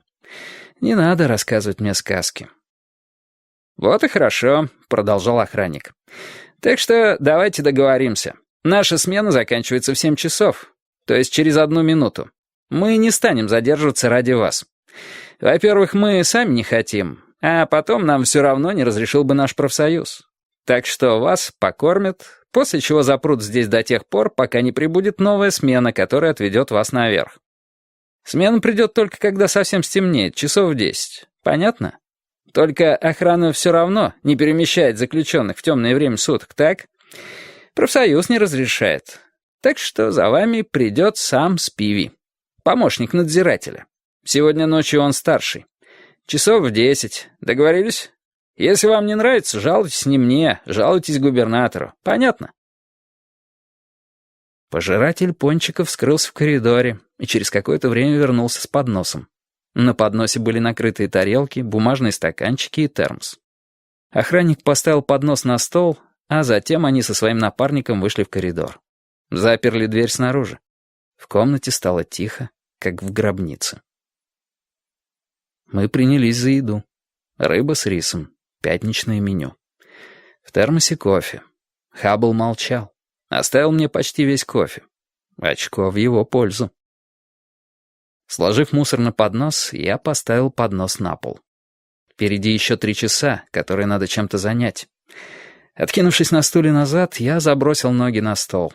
Не слишком удобно, но ничего лучшего не предвиделось. Теплый вечер.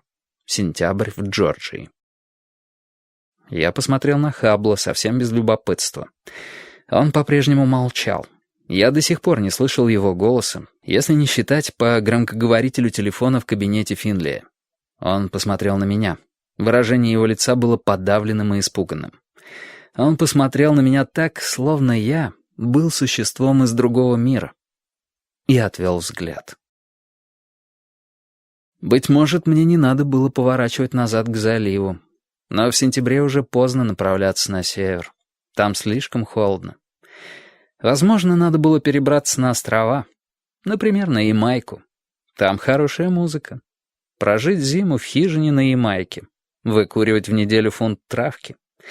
Заниматься всем тем, чем занимаются жители Ямайки.